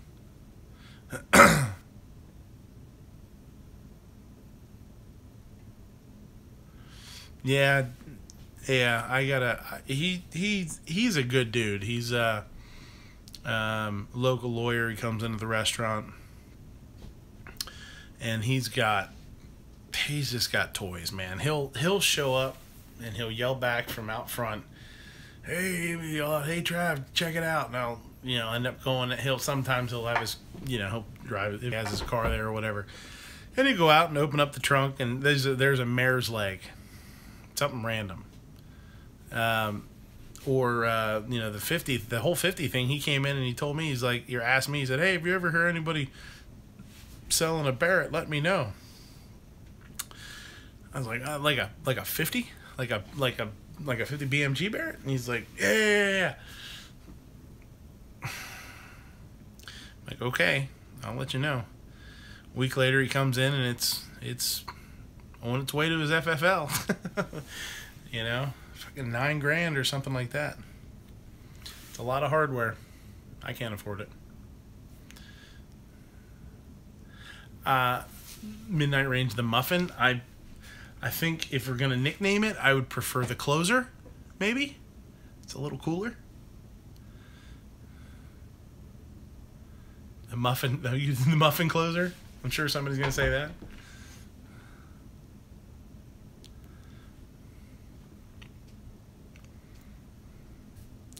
We are at 184 minutes right now. The sprinkler. The muffin it is. There you go. Gizzard Gary. Yeah. Mr. T. Gizzard Gary Esquire. The Gizzard Gary. Nothing wrong with sprinkles, man. I, in fact, had some sprinkles. When did I have sprinkles? I had some sprinkles yesterday. On a donut. It was a chocolate, something with chocolate, and then it had Halloween sprinkles on top. It was cool. The Gizzard of Oz. There you go. All right. So I'm gonna shut this son of a bitch down and go get some sleep. I got another long day tomorrow, of course. But thanks for everybody. Thanks for coming. Obviously, it was fun. I had a good time, man. I'm gonna try and do 10, 10, 15-ish on Sundays. It was just getting interesting. No, it was interesting before. Now I'm ready to sleep. You guys can talk amongst yourself. I'd go crash on the couch for an hour or two and come back and see if you guys are still talking. No, but I think thanks to the guys from Patreon that are helping me out. Like I said the other day, it's pretty rough at work. I just don't have a whole lot of time to do a whole lot of videos, but I'll get back to it. I promise. For now, the live stuff is just going to have to kind of, be good enough. But Phoenix, Smeggy, Ghost, Gary, Clover, thanks for Patreon, for all the help, and give me some feedback. Let me know what you liked, what you'd like to see. If you guys, have, I really look forward to your input. And if you have any questions, especially from you guys, it's really important to me that if there's anything I can do for you guys, that I do it. I really appreciate the help. So if you have any questions, or, we're coming up on the holidays, people are, families showing up and blah, blah, blah. Hit me up and say, hey, I need, yeah,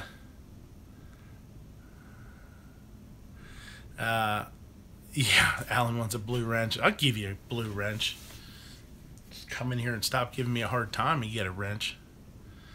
If I'm not paying attention, to go from 11 to 1 person, you ban everybody out of here. I'm like, you're like an evil genius. Holiday, like I said, the holidays are coming up. You need some quick snacks, some techniques on how to do, Thanksgiving dinner, and maybe some things that you can do to make it easier on yourself. Hit me up, man. That's what I'm here for. I'm having a blast doing it. So until next time, I will see you guys later. Thanks for coming. And I'll see you tomorrow, probably on Matt's chat. Monday. Yeah. So let's see what let's hope it's a good Guns and Geeks. Thanks, guys. Bye.